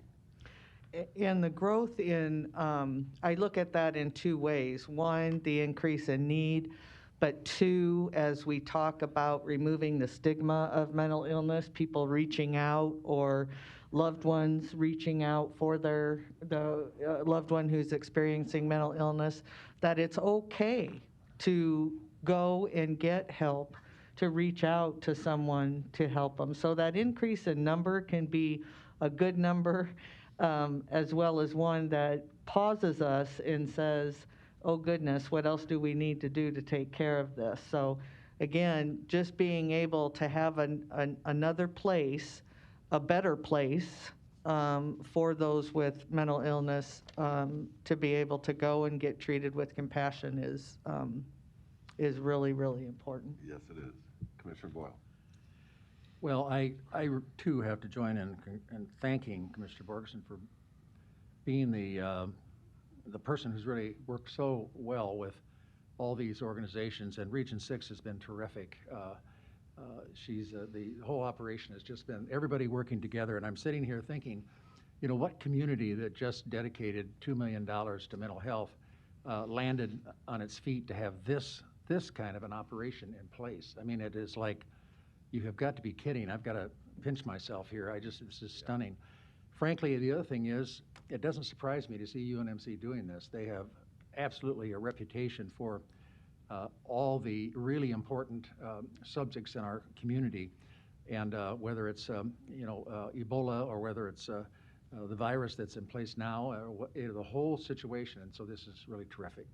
I do have some questions. I need to say at the beginning too that I'm being treated by a psychiatrist over at UNMC after Ann died. I was talking to my daughter, who's a doctor, and I was telling her, she said something, I was at her house. She said, why don't you spend the night? So I did. And I ended up spending 4 nights, and that sent a big signal to me saying something's happening, you know. And I have a friend whose husband died, and she copes with the quietness around the house. She does all of her shopping and everything else at 5 o'clock at night. She leaves the house and does all those things, which is not a bad idea.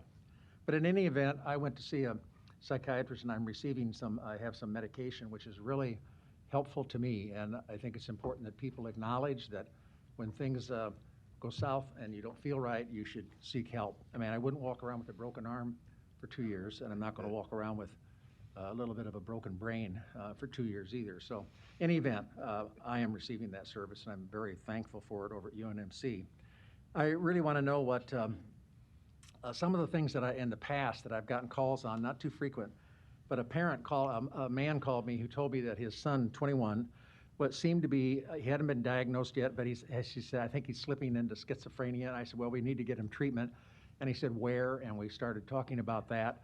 And this, I don't know if I suppose the thing to do would be now, with this facility coming into play, is to call there and find out what you can do. And it's really helpful. That really is a big deal. So if we can help parents get help, that'd be wonderful.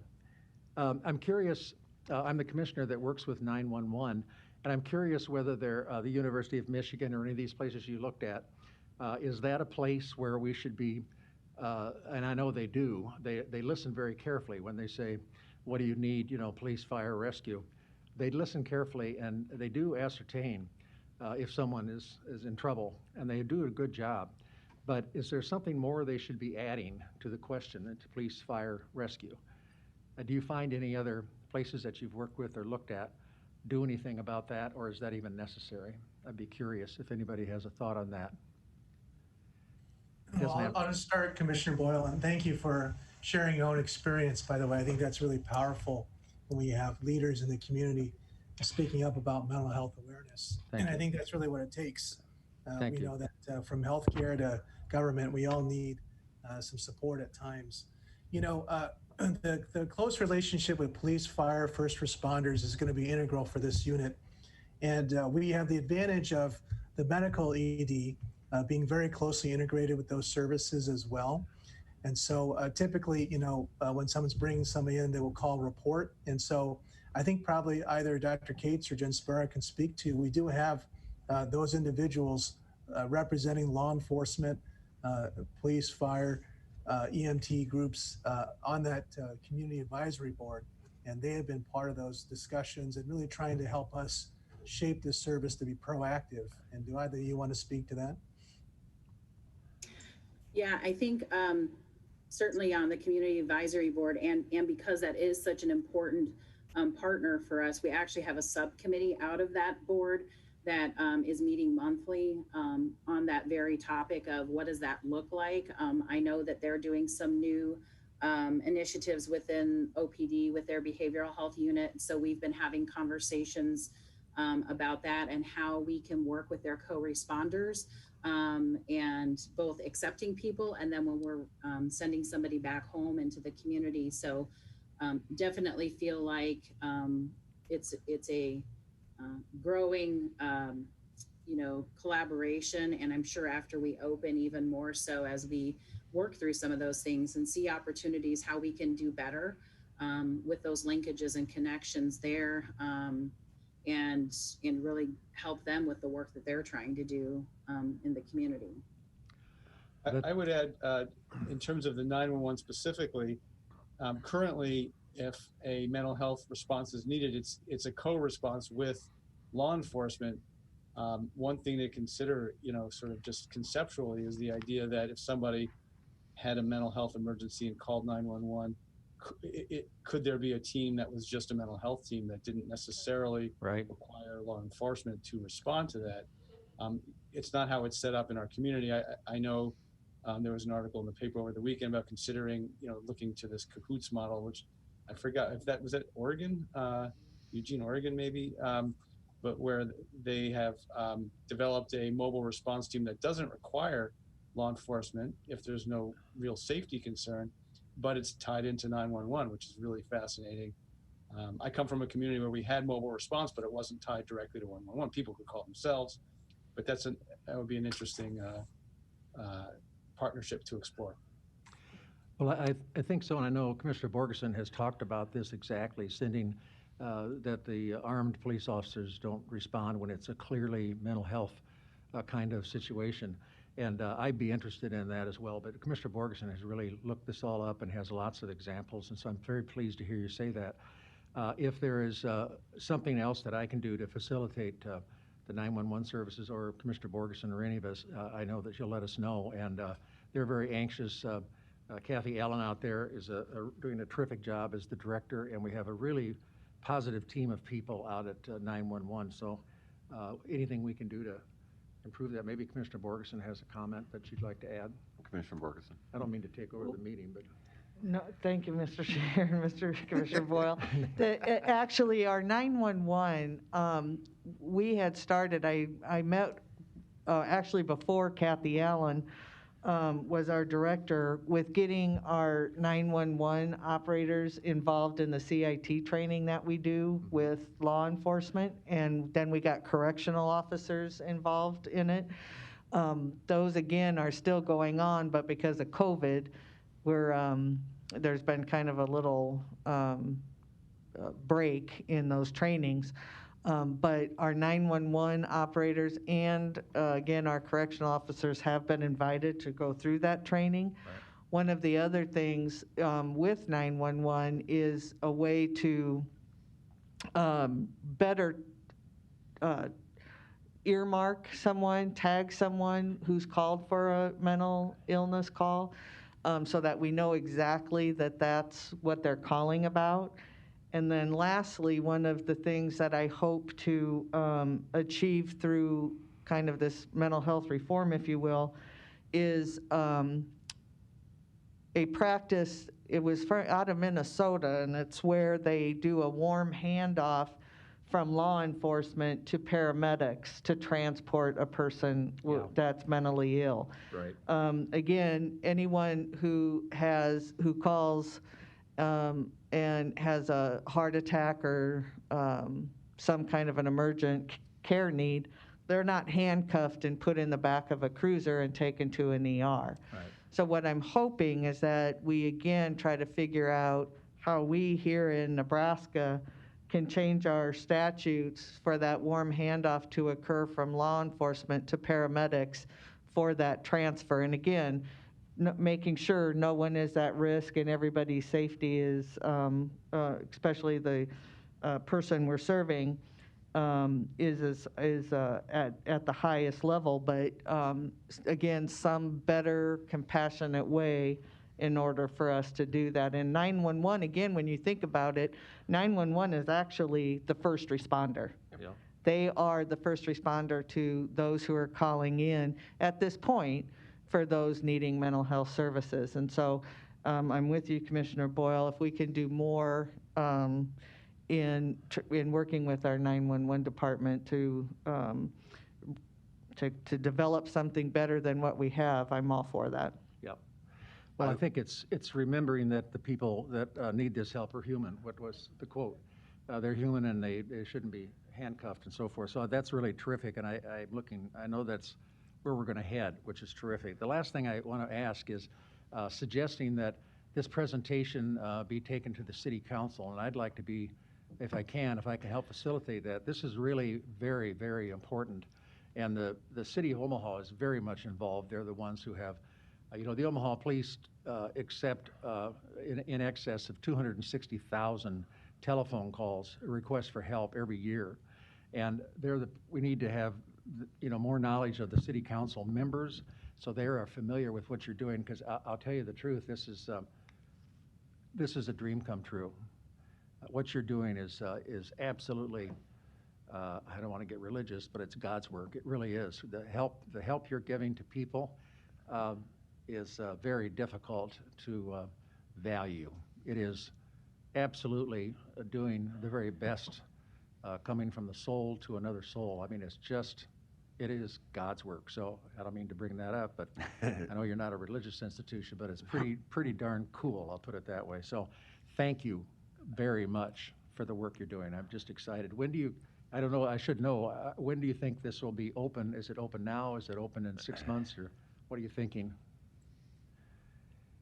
We are hoping within the next couple of weeks that we will wow. Have a sort of initial soft opening with our ED, and then kind of go from there to a more sort of public opening. Great. Well, thank you very much. I'm very impressed, and maybe others have questions, but I just am knocked out by this. Just absolutely unbelievable. Congratulations. It is absolutely exciting. I would add also, it's not just law enforcement that comes across people in mental health crises. So do EMTs and paramedics. And 911, when you talk about addresses, I mean, I know of one address, and I'm not going to disclose it, where we know the woman there, it's mental health issues. And we go accordingly, but we're so limited. I mean, all we can do is take her to the ER and drop her off, and she becomes their problem. So to have a resource like this, so much better of an alternative of where to go with these it really is a godsend. Commissioner Rogers. Thank you, Mr. Chair. Dr. Liu, are you all keeping any of this data about race, ethnicity, or will you? It's a great question. So probably Dr. Cates, you can respond to that, and Jen Sparrock. So Commissioner Rogers, I think you're probably asking about health disparities as it relates to access, and how do we make sure that, for mental health, that we are also sort of treating everybody and making sure there's adequate access and outreach. And Dr. Cates, Jen Sparrock, do you want to respond to that? Is that included in our Region 6 data report as well? Jen, I don't think it was in our Region 6 outcomes called out, but it is data that we should be able to pull out when we register patients and we ask them, to identify their ethnicity and their gender identity. And we would be able to run any of the reports that we run by any of those demographic variables. So I think the answer is yes, we can, but we hadn't identified it. But I thank you for the question, and that's something that we can certainly, as we move forward, because we have a meeting, I think, later this week, maybe even, to talk about quality indicators. So I think that's a great question and good prompt for us to include that. Appreciate it. I might add, from a programmatic perspective, we were mindful of that with our initial onboarding and orientation for our team, both in a trauma-informed training for our team members, as well as thinking of any of those kind of diversity topics, whether that's gender or race or anything else, and how that impacts the way we want to interact with folks. The other piece with that is it is also an important part as we're looking at who we want to connect with in the community, so that the folks that we're serving, we're linking them to what feels like is appropriate for them and where they feel comfortable, not where I feel like that person should go. And so that's really an important piece as we continue to build these community connections, is broadening that out to make sure that we have a diverse pool of community partners that is representative of the folks that we're going to be serving. Thank you. Very good. Further Mr. Chair? questions or comments? Yes. Commissioner Kavanaugh. Thank you for this. It was very interesting. I don't see that we have a copy of this presentation. Could you send me an electronic copy of the presentation that you just made, please? Yes, we can send that. I think we had sent a copy to Commissioner Borgeson, and we can certainly send it to whatever is the best source for them. Happy to do so. Thank you. I'll look for that. I just quickly mentioned there's a slide that we didn't cover that shows payer source. And I just want to make sure it's clear that the data are what we pulled from the last fiscal year in the emergency department. So it's the payer source for the patients with psychiatric and substance use emergencies in our emergency department. That's where that came from. Very good. Thank you. And when would you actually see patients? When would you start seeing patients? We hope by end of September. So I'll also answer that as well, Commissioner Kavanaugh. So we have hired the team. And so since the facility is still being constructed and finished, and literally they're putting up cabinets and everything in there, it's not a safe environment right now to see patients until it opens. But as a result, though, we are taking the team and put them in the Med-ED. So they are actually there now every day, 24/7, working side by side with the emergency medicine team members. So they are actually, in many ways, in a virtual way, they've started, but they are not physically in the facility yet. So we're just waiting on that. Because of COVID, there were some supply chain issues with getting some of the key items for finishing the construction. And so, that's what we're waiting on to finalize those pieces. And would these patients be outpatients exclusively? So, there's two pathways for folks to come in. They can either be voluntary, where they walk in, or sometimes they're brought in by first responders. Those are probably the two main pathways. So they could come from an ambulatory visit, an outpatient visit, where you see your psychiatrist or therapist, disclose that you have suicidal thoughts or thoughts about hurting other people or just not able to function.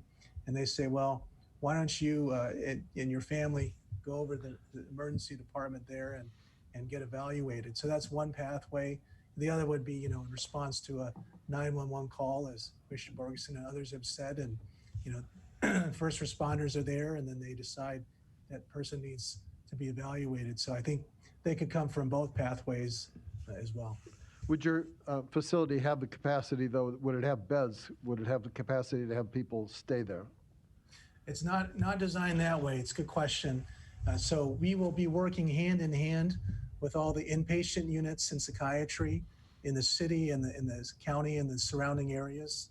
So, for example, one piece that's been really integral is that we've worked with CHI, Creighton, Douglas County, and others to ensure that there's a direct admission. So when someone has been evaluated, medically cleared in our psych emergency, that they don't have to then sit through another evaluation and medical clearance at that receiving facility. So it's almost like a seamless system. And that's what we're really working for. And we've appreciated the leadership of our partners in that in the community. We do anticipate that some of the patients may not be able to transfer to an inpatient unit within 24 hours. As you saw the data, that's routinely happening currently. So we did try to accommodate within this ambulatory service for that eventuality, because we know it will occur. So some of those rooms that you saw in the outer corridor that Jen referred to as the secure care area, those could also be places where patients could, if they needed to, sleep while they're waiting. Because like today, we have patients who stay multiple days waiting for transfer to inpatient psych. So while it is not an inpatient level of care, and it's really designed as a less than 24-hour service, we are cognizant of the fact that we'll have some people who will not be able to discharge, in less than 24 hours. Thank you. Commissioner Boyle. Excuse me, I want to ask if you'll be able to accept young people, because so many of them suffer from being exposed to lead when they were growing up, and also, trauma and so forth, head injuries, all that sort of thing. Do you see a population of, someone who's having trouble when they're 12 to 15 in that area? Do you see anything like that happening at this facility? Yeah, I can respond to that first because I am a child psychiatrist as well. When we work with the community partners, we analyzed where the flow of patients currently goes for a crisis. And currently, really the best, most efficient flow for youth patients, those less than 19 in the state of Nebraska, would be probably through our partner sites. So Emmanuel Hospital in particular, as they have probably the largest child inpatient unit. I know Boys Town has built one as well. Mercy across in Council Bluffs also does accept, as well as Bryan and Lincoln. So we are not currently advertising it as a all age psych emergency. It's really more focused for adults, just to make sure that there's optimal safety, if there, because, sometimes mixing adult and child patients is not optimal for them. That being said, we do recognize that at times kids will walk in or youth will walk in. And Jen, do you just want to say something about how we could accommodate that if that happened? Sure. So, that happens now in our emergency department. I wouldn't say often, but it does happen. And, we will triage and work to do that same process of, what do we think is the right level of care this child and or their family might need, and get them linked to that. If it is for inpatient, then we would work towards transitioning that person and getting them referred to the places that Dr. Liu just referenced.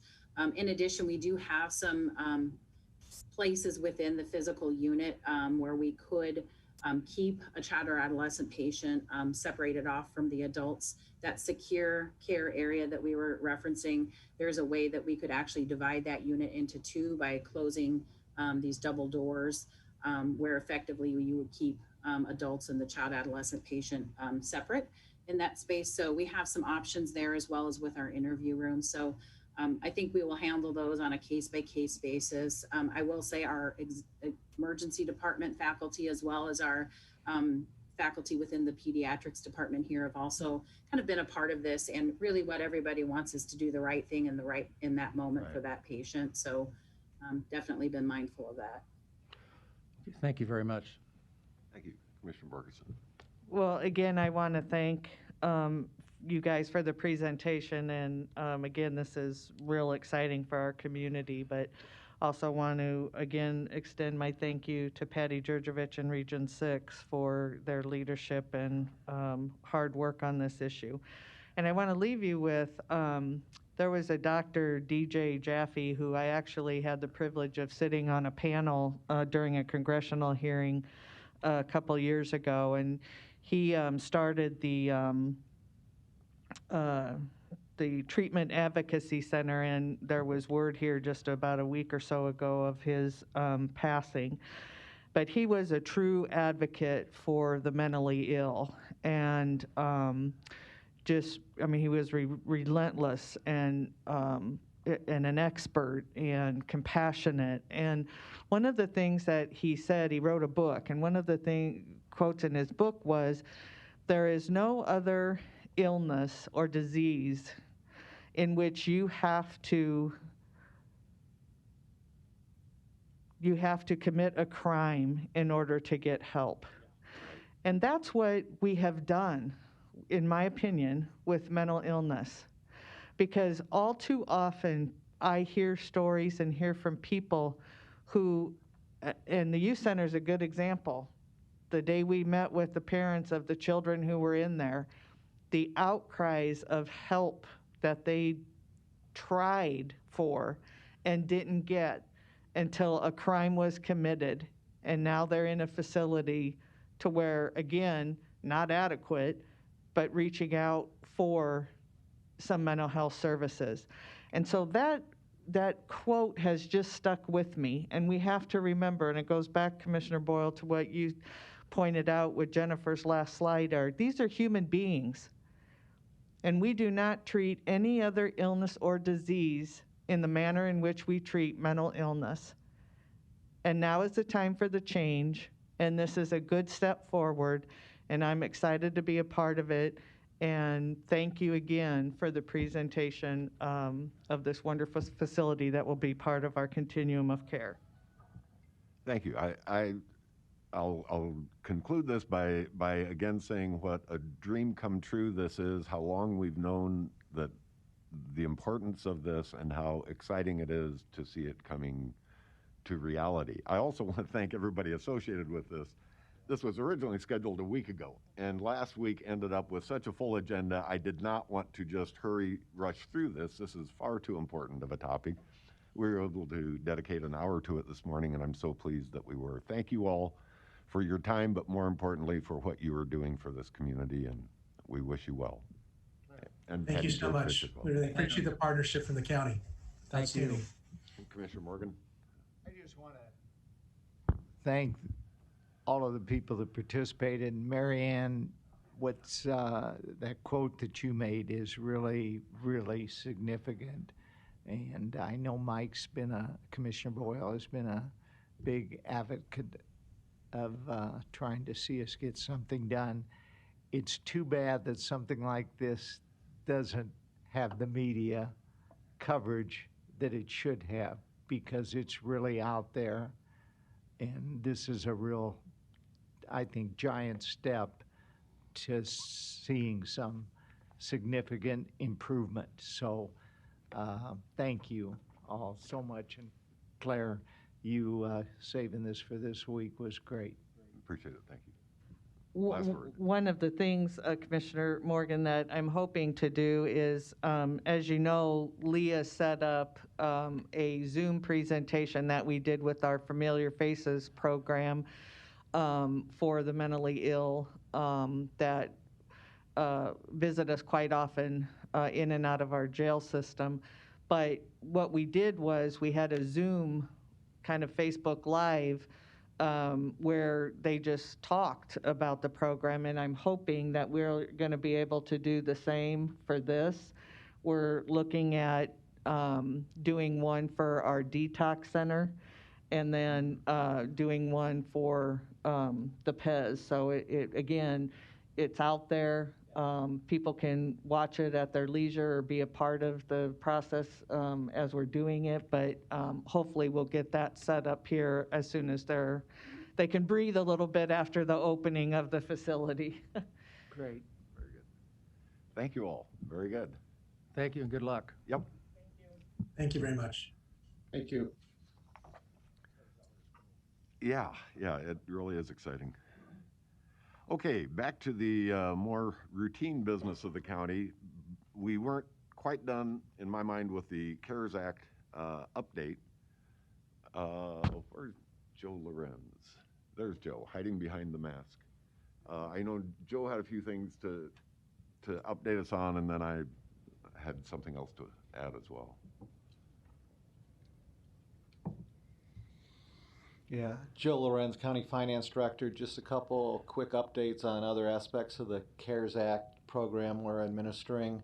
One is this week we're starting meetings with other local governments, which are like the 5 towns and villages within Douglas County, to brief them on what they need to file for reimbursement. And with local governments, we're following the state's lead, and we're allowing them to, for a 3-month period, to submit their expenses associated with their public health and public safety employees, which will be eligible for reimbursement. So we have people meeting with them to go through that, and so that's underway. So in September we'll probably start dispersing money to those other towns and villages. And then within that group is also included the Public Building Commission, who we're working with on certain reimbursable expenses. And also, I think in 2 weeks, we've asked the people from DOTComm to come to talk about what kind of expenses they've been incurring and what kind of needs or things related to the pandemic that they might have. So both the Public Building Commission and DOTComm are being treated as local governments under the program. So that's the other aspect. As you remember, we allocated $10 million to local governments, so we're in the process of working with them and trying to meet their qualifying needs. And then the only other thing I had was I had an update from Dollar Energy Fund, and so they've been up and running now for 3 weeks, and to date they've granted about $210,000 worth of utility relief, and they still, are processing applications. So it's still in the ramp-up phase, but it's starting to gain some momentum, and there's been, advertisements on, if you look at your utility bill, there's enclosures in there that talk about it. It's been in the Sunday paper. So I think that program is well underway, and will continue. We allocated $4 million there, so there's a lot of money left. So at this point, I'm anticipating that program will kind of continue for a few more months in meeting people's utility requirements. And so those are the two pieces of update I had.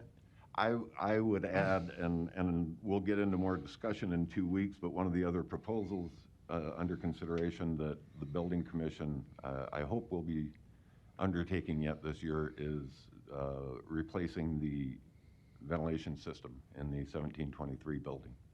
I think that's the right number, the old MUD building. It has adequate ventilation. When we bought it, we knew that, but it's not a healthy building, and we don't have the ability to add HEPA filters or increase the volume to things before probation moves in there. The beginning of next year, this board will be asked to consider replacing the ventilation system within that building, and I anticipate that being back on our agenda in 2 weeks. Yeah, we had a call yesterday with Deloitte on it and brought them through it, and they think it's a qualifying expense. So I would anticipate that we'll bring that forward for board approval in the near future. Very good. Thank you. Commissioner Boyle. On that subject, I have asked HDR and others to take a look to see whether or not it makes sense for us to be spending that kind of money on a building like that, or if we should, and I know this is scary for some people, but whether we ought to take the building down and build it new. I mean, which is a better thing to do? And PJ and I were talking about going through the building and really looking at it. My recollection is that there's a whole lot of floors that don't match and so forth.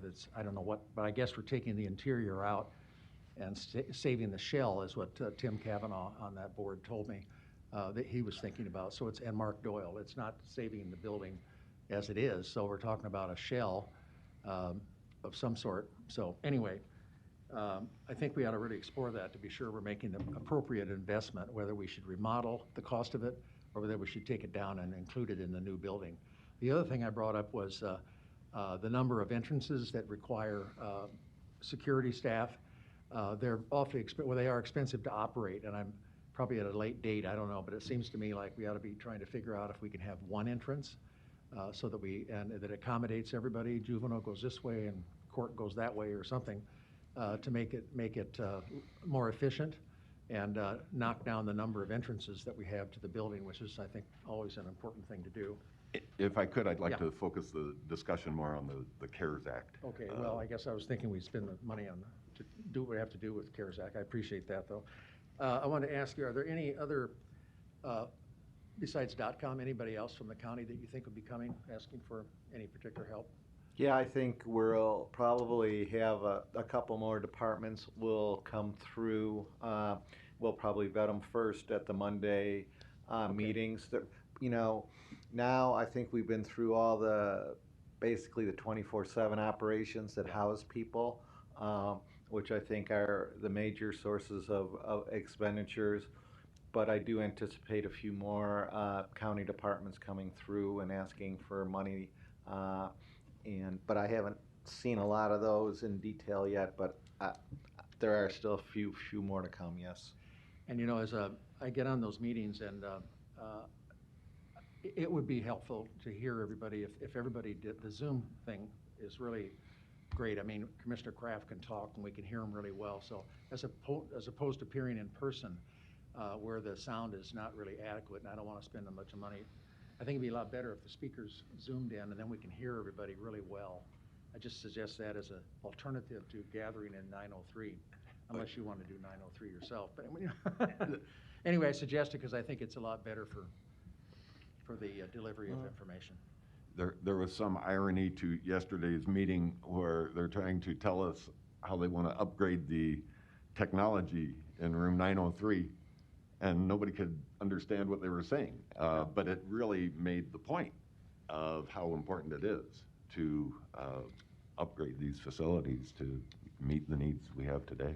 Well, I think it's cheaper for everybody to be on Zoom than to spend a bunch of money in that room, to tell you the truth. That's All right. My thought. Fine. Cheap. Mr. Chairman. Commissioner Kavanaugh. Thank you. Joe, if I understand your utilities assistance update, the $2 million that was dedicated, or $4 million, I'm sorry, to $4 million that was dedicated, 210 has actually been expended? Committed, yes. Is that correct? Yes. Yeah. I think that they indicated, First Dollar Energy indicated that they would be giving us monthly updates on that, kind of like we get from general assistance on the rent assistance program. Have you received an actual document of? Yeah, I have one, and I could send that out to you all. That'd be helpful. Yep, That'd be yep, great. I could do that. And they're showing it in week by week, so Right. I will get that sent out today to you all. I just got it yesterday. I appreciate it. And you know, on the general assistance one, it shows us, you know, gross number of applications, gross number of approvals, denials in the process, Yeah, those it says types of that. things, so that we get an idea of, Yep. you know, maybe we should be tweaking this or not. Yep, Okay. yep. Thanks. The $10 million that you mentioned for local governments, those are governments other than the city of Omaha and Douglas County. Is that correct? Yes, those are, you know, Boys Town, Waterloo, Bennington, Ralston, and Valley, and then also the Public Building Commission and DOTComm. I see. So there's just $10 million for all of those organizations that currently we have not received requests from? Is that right? Yes, and, you know, based on what I'm hearing preliminarily, I think that should be adequate, the 10 million. I mean, we gave 30 million to the city of Omaha. Right, and we gave 5.6 million to the zoo, and so we got a lot 5. more people living in these towns than we have living in the zoo. So I think that, you know, I'm sensitive to the fact that they're kind of coming late into the process, and I hope that, you know, we adequately address their concerns. Yeah, they're kind of late, but, you know, it's one of the reasons they're late is that, you know, we're mirroring what the state is doing, and the state kind of has been changing their guidelines, and so we're just making it consistent, and that's really what the state did when they allowed the presumption for public health and public safety salaries is actually increase the amount of money that they're going to be eligible for, because local governments, they have this is where it all has to have the nexus to COVID and, you know, meet all those criteria in the CARES Act that I think, well, it's taken a while, that it's really going to be to their benefit. Right. Well, I mean, in light of the fact that yesterday we heard from the building commissioner that they might need $2.3 million, I think it was, just for the MUD building, retrofitting the HVAC and that leaves, you know, less than $8 million for all the other governmental. Yeah, I'm, you know, when I looked at that, I'm not sure if that's really, we have to talk about that, if that's really a county need or a building commission need, given that, you know, the building commission is kind of acting as the conduit for what essentially it will be a county-supported facility, because in that building, it's going to be probation, and probation's lodgings and equipment and things like that under statute are to be provided by the county. So that expense might actually go against the county as opposed to the building commission. So, those determinations haven't been made. Is Mecca part of this? Mecca is in the nonprofits. Okay. So they're in the $20 million pool. I'm sorry? They're in that $20 million nonprofit pool. I see, okay. And do you anticipate that we would have the cities and towns in front of us on a date certain? Yes, well, we're working with them, and once they get the request, they know that all their requests, it's been stated that all their requests have to be approved by the commissioners. So once, we get their formal request and have those lined up, I would assume that they will have a representative come to one of these meetings, yes. Do you have a ballpark on that? I mean, that's kind of an important date. I would hope to do it. We would have it done by late September. Okay. I'm just listening to, this is the second time that Commissioner Boyle's brought up knocking down the MUD building, and, it strikes me as, first of all, we agreed to keep the MUD building for 50 years as part of the agreement. And I've talked to board members at MUD, and they're not excited about redoing the agreement that we agreed to. Secondly, I don't know what COVID-19 connection that would have, period. And third, isn't the entire campus currently under a private corporation's ownership, jurisdiction, not Douglas County? It's owned by the Public Building Commission, isn't it? The private corporation is just a management agency for a building commission property, is that correct? Yeah, the title, you want to come up? You want to come up, Paul? I'll let Paul. Thanks.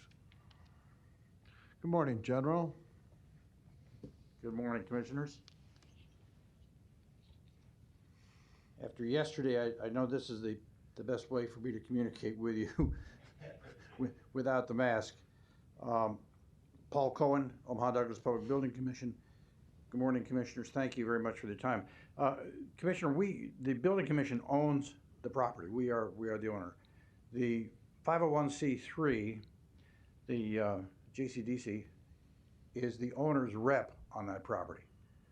But we own and control it, which is why the request, now we're a little far afield, if you forgive me, Mr. Chairman, why the request for the HVAC improvement came to you, because the Building Commission said, stop, we want that building to be at the same standard as the other buildings that we own and operate. Right. And so we want you to tell us how much that's going to be, what's it going to take, and they did, and the result was $3.3 million request Sure. that we talked about briefly. And I yesterday. appreciate that. I would have thought that would have been anticipated in the original $120 million bond issue, where you wanted everything on the campus to be compatible with everything on the campus. Well, that was pre-COVID, Commissioner. We didn't know we were going to need Well, so was ultraviolet. everything else on the campus. Well, exactly, and the HVAC system that was present in the building would have been adequate, but for COVID. The system will not, that's presently there, will not allow us to go away from the dual duct system that's in place to a more efficient, for health purposes, filtration, air exchange, UVGI system. And that's why it needs to be replaced. No, I appreciate that. I mean, the immediate concern, of course, is we're holding children at 42nd and Woolworth. Is that HVAC system COVID compatible? And they're going to be there for the next couple of years, no matter what. So I would be a little more concerned about the children alive at 42nd and Woolworth today than a future building that's not our responsibility anyhow. That one I down the can't road. comment on, Commissioner. But thank you. I appreciate the clarification. Thank you very much. Sir. And I would point out, there will be children and probation officers in this building early next year, is the plan. So this is not. And also, years down the if road. you remember yesterday, when Brad was there and presented we are spending some money, CARES Act money, for air handling within the existing facility.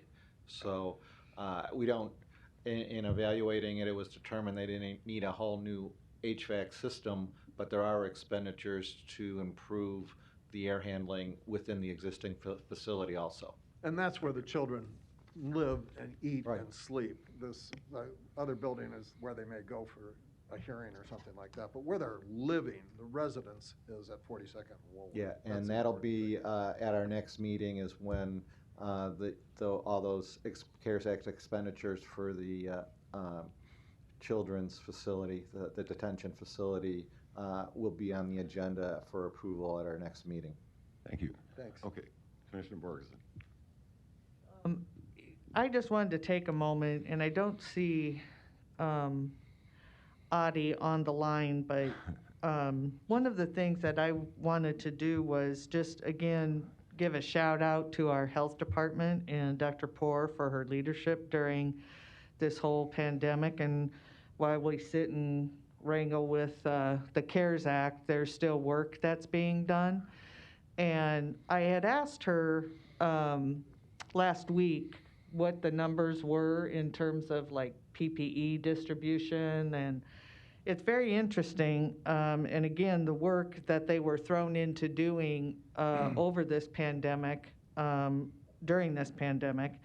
So they've distributed 3.75 million pieces of PPE during this pandemic, and they've distributed it to about 1,186 organizations in this community.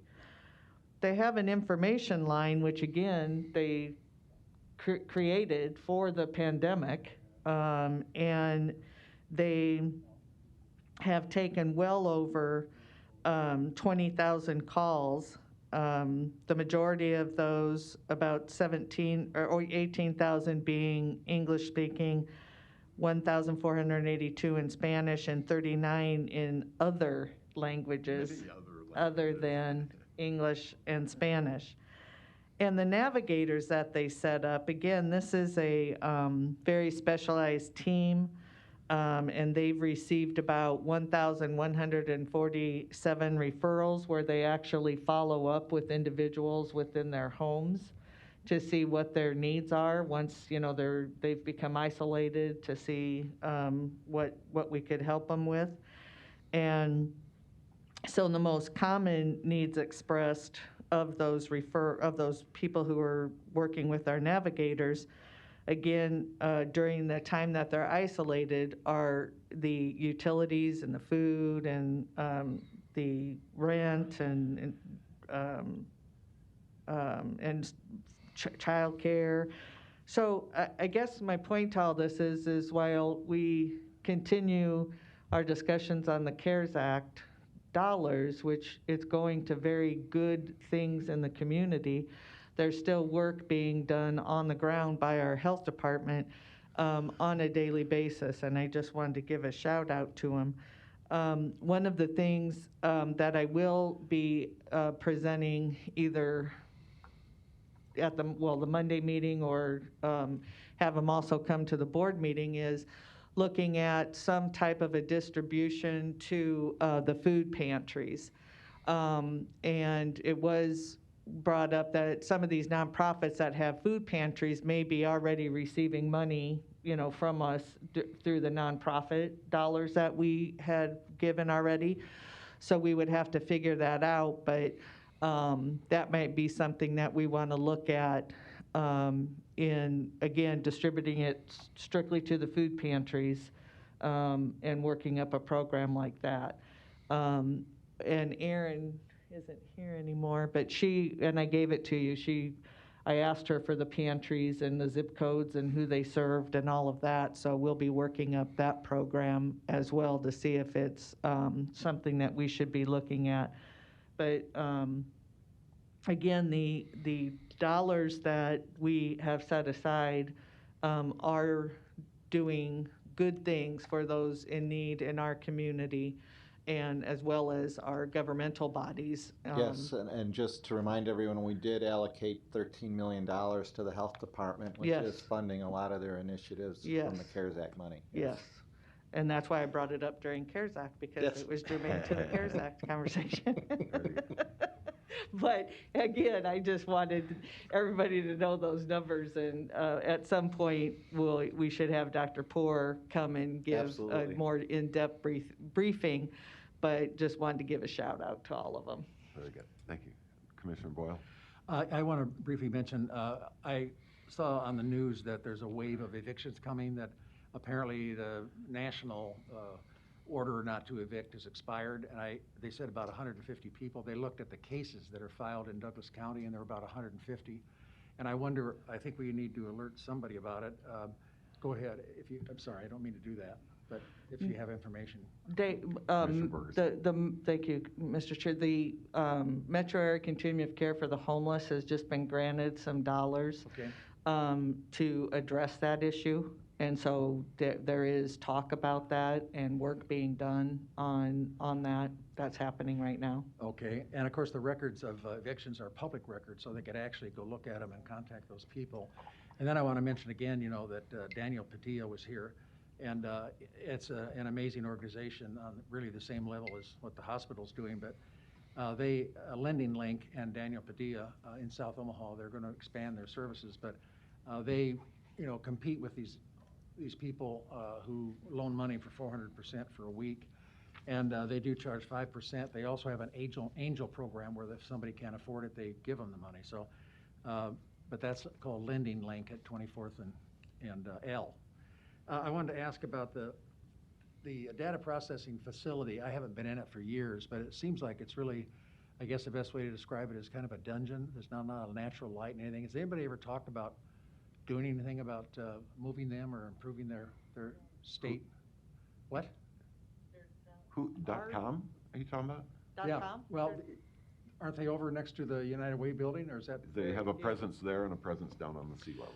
Right, but I mean, of course, the sea level is the sea level, but is it, should they be, should that building over on, across from the 1723 building, is that something that we want to improve, or have they already Well, done that? I think, Commissioner, I've heard it's still in the preliminary planning stages, but as the new courthouse opens and people move out of the Civic Center, I think there's anticipation that will free up space within this building for .com, I believe.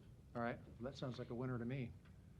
right. And then I wanted to ask about, I wanted to mention on the 1723 building, I only bring up the demolition of it just so that if we have a cost of, $5 million to do this air handling versus $2 million or $3 million, that is on the table. And no one wants to, I don't want to tear it down necessarily. I think the windows they put in detract from the original building, so it's not, but there's a sentimental attachment for some reason. But I think it ought to be on the table, because if it means $2 million in taxpayer dollars, we ought to seriously consider it, is my point. So I'm not an advocate, but I think we ought to put that on the table. That's my only comments. Thank you. And briefly on that, I want to move on to the rest of the resolution, but the county board did agree when we bought the building, it was on the condition that it be preserved for 50 years. And I am not aware of other commissioners that are planning on going back. No, I don't either, but it can be negotiated back. If it turns out it's something that's not reasonable, I think we ought to be in a position to ask. That's all. Well, and I know it's in a contract, but that's something that can be. Yeah, I mean, we're getting ready to fix the building up, to enhance it and get it ready for use. At what cost? $3.3 million. Okay, well, what if it would cost, $1 million? Doesn't matter. We agreed to preserve the building. You're not, I'm a lawyer, you got to deal in real life. All right. This can be renegotiated. In real life, I believe there are 6 commissioners that honor their commitment to preserve the building that we made when we bought it. I don't know about the building commission, though, how they feel. Okay, bye. Okay. All right. Okay, moving on. Okay. I hope that, I will add, on CARES Act, no meetings next week. Monday and Tuesday are both off. In 2 weeks, we will go back to a Monday CARES Act meeting, and then the county board regular meets the following day. Did Paul? I don't want to do this, but I was asking. Paul Cohen, Omaha Douglas Public Building Commission. At yesterday's meeting, because of the sound system in 903, he couldn't hear me. Right. And I think the request was to come this morning and talk 2 minutes about what that audio-visual Very thing was good. all about. Thank you. So if you'd like me to do that, I would be happy to do that now. Please do. Thank you. Yeah, we've been looking at this for quite some time, and we've identified requirements to upgrade our ability to accommodate streaming meetings throughout the complex, not just in 903, but throughout the complex. As I explained to the CARES Committee on August 3rd, from the beginning of the COVID-19 crisis and subsequently, requirements for physical distancing, which continue to increase the use of streaming in lieu of in-person conferences, required investment in quality equipment in our facilities to maximize the use of the spaces we have available and the technology that's there to satisfactorily meet the needs. But the rooms are among the most used of our facilities, don't have equipment that meets those needs. The smaller conference rooms, that's the Roskins room, H13, 1210, most of the departmental conference rooms and so forth, are similarly ill-equipped for today's needs. We recommend proposals from, we requested, that is, proposals from 3 firms, AVI Systems, Conference Technologies, Concepts AV Integrations. And while we discussed the details of the project with all 3 of those firms, only one chose to respond. The initial design estimate for the project was $74,000 and change. The final bid quote was $70,000, $948.50, about $4,200 below the estimate. We did some due diligence with some consultants on whether that was a fair and reasonable price, determined that it was. We're familiar with the firm, we're familiar with the equipment. We believe that this is the right thing to do. The equipment will do 2 things for us. It will upgrade video and audio in 903, which is now a much used room, not just for the county facility, but elsewhere. The room belongs to the county, and with your permission, we'll do it. If you don't want us to do it, we won't do it in 903. If you do, we will. It'll also take 702, which is grossly inadequate, hasn't been upgraded for several years, which was done at county expense, as a matter of fact. You installed some of that equipment that's in there, you paid for it. 1210, very much used. The other rooms are used as well. So rather than install permanent equipment in those rooms, the third piece of the puzzle here would be portable equipment that we can move around in a cart and take to smaller rooms to accommodate those meetings. We think this would serve us well. We can do it in less than 90 days, probably 60 days once we give them the green light to go ahead and do it. And we would ask for serious consideration for this proposal at a time that's convenient. I know it's not on your agenda today, but I hope to bring it back on September 15th and get your concurrence. So that's what I was trying to talk about yesterday in the ill-equipped room 903 when you couldn't hear me. All right. Thank you, Paul. Commissioner Boyle. I appreciate this, but I think I don't know that that's necessary. There's a lot less expensive solution to it, and that is, as I said the other day, and I said again today, using Zoom. If you made a presentation on Zoom, we could hear you really clear. And in my office and that I have here in the building, I was trying to do Zoom, and we discovered I didn't have a camera on my computer. So Karen, being the same philosophy as I am, that is being cheap, instead of getting a new computer, we got a camera and put it on top. So now I can Zoom from my office. I have one on my home, and I usually Zoom from home. So I think we ought to be, save the $74,000 and give it to the eviction people or something. But we could just, everybody get on Zoom. If you were in your office now and on Zoom, we could hear you better than when you're speaking here in person, to tell you the truth. Let's do Zoom. It's cheap. And I don't think we ought to be building up these rooms for, I don't think we need to do it. That's my feeling. Commissioner, let me respond to that. I'm responding to the requests that we get for the use of our conference rooms, that people are using exactly as you state for Zoom meetings, where 4 or 5 people who are content experts or are involved or are closely involved in the meeting come together in a room, and then everybody else is on the screen. And what they end up with more often than not is somebody bringing the camera every time, positioning in it, bringing the tripod, setting it up. Yeah. Oop, it doesn't quite fit. We have to aim it a little differently. The sound is good when you're right on it and up close and personal, or it was like yesterday when I had a couple of people to address in the room and you couldn't hear it. We've installed this system in 1205. We did it at the end of last year. And the only problem with the system that we installed is side conversations are out. If you have a side conversation in our room now, it's going to be heard. You're going to pick it up. And so the quality of the broadcast, if you will, to the people who are not in the room is far superior than what you get in a conference room that is not equipped to do it. We saw it over and over again in the number of meetings that were held in 702. You held some. Right. That we tried to Zoom. They were iffy. The connection to computers, the connection to recorders was not always consistent or adequate. This installation solves a lot of that problem, which is why we brought it. It's a response to what we saw as the needs of our tenants to do what it is we provide. Well, I'll say that's wasteful. I think what you need to do is get on Zoom, try it. Don't condemn it before, get on Zoom and make a presentation, and you'll be surprised. Commissioners, and, not us. Paul, you'll be surprised. Everybody can speak their piece on the Zoom. Let's give it a try before we blow $74,000 on this portable machine that we have to pay somebody to haul around. I really think we ought to try it before we condemn it. And, Mark could talk right now. He's on Zoom, and all he has to do is, I'm going to speak and listen to how clear he is. Let's postpone this and try Zoom first. We're not taking any action Good. today. It's not on the agenda. Good. Please, Mike, allow others to have opinions. Well, allow me to have one that's cheap. Are you done? No, I'm not done. I'll talk. Let me know when you're done talking. Okay, I'm done for the moment, but if you address me, I'm going to answer you. I'm trying to speak, not so much of a side conversation. The difficulty we had yesterday in our meeting, that so many people are sitting around saying, I can't hear what they're saying. Could you repeat that? Could you speak louder? Could you take your mask off? Speak right into the microphone. I can't.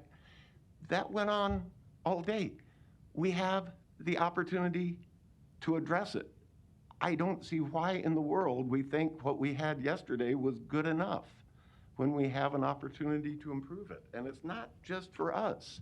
We focus very selfishly only on our world. These conference rooms are used all the time. I mean, they're frequently used. And to upgrade the technology in these for a pandemic, to me, makes pretty good sense. So this will be back on the agenda in 2 weeks for our consideration. Thank you, Commissioner. Thank you. Okay, Commissioner Burks. Go on, but can I make one point? And Commissioner Boyle, I don't disagree that the sound system was better on the Zoom, and we're going to be doing Zoom for a very long time, in my opinion. The issue is, though, if we just look at what we do, we have to have a sound system in which we can have 4 commissioners in the room, because we do not have the authority any longer, i.e. as Commissioner Kraft is sitting on the Zoom, he can't vote. So we have to have people in person, and we have to have a sound system that's good enough for those on the Zoom calls to be able to hear it. So that's just one issue. But as Paul said, there are many other folks, except for us, that utilize these systems within these rooms. And again, it's going to be for a long time, I fear. Commissioner Boyle. Well, we don't have usually 4 members. I guess we can have 4, but we don't vote in those meetings. We talk about things and refer them here for voting. I don't remember any votes being cast in those Monday meetings. But here's the thing. Why don't this coming Monday or whenever we're going to meet again, let's do Zoom. He can stay in his office. I can stay in my home or wherever I am. We can make these discussions and discuss everything. They can be on Zoom, and everybody here who wants to be on Zoom is involved. let's let the speakers be on Zoom and make it be clear. You can even record it, which is pretty cool. So let's do Zoom and try it before we condemn it. Because he can stay in his office, I can stay at my home, you can go where you want to go. And Claire would probably have to be there to say, okay, you're up next to speak, but let's try it before we spend $74,000. And I don't know who else uses this room that needs. In that 2 kind weeks, of we're thing. having our trustee meeting up there since we can't meet at the health center Well, then why don't we do it on Zoom? because it's not legal. Well, you can refer everything here and vote. It's legal. We You can't, vote. we can't have a trustee meeting by Zoom. We cannot Yes, do yeah. anything. Yes, you can, because All you right. well, if you let me finish, you can refer the matters here for a vote here. All it amounts to is we meet on Monday, then we meet Tuesday. The next day, we can vote on the items we discussed. It's less expensive, and we don't need to, drag everybody from the health center down there they can stay at their work and Zoom. I just ask that we try it before you condemn it. So Thank can we do the next CARES meeting? on This Zoom? action item is back on our agenda in 2 I'm weeks just for the saying, board's consideration. Before we spend the money on doing it, let's try it. Then let's have that conversation in 2 weeks when we are considering the action. I don't think we need to talk this through any further today. Well, you've made your mind up. It's too bad. Thanks, Paul. Thank you, Paul. Okay, moving on from the CARES Act. Budget report. Commissioners Morgan or Boyle, do you have anything you'd like to be sharing? Don't we? PJ went to the casino. I don't know if he won anything or not. Not really. No, not really. I'm joking. Okay, all right. Moving down to Child and Youth Services. Commissioner Rogers, we have the JDI second quarter QRS report.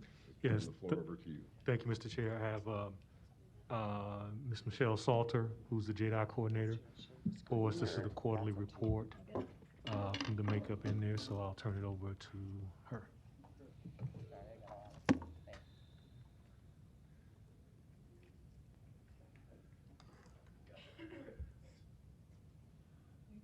Thank you, Karen. What am I hitting here? All right, cool. Thank you, ma'am.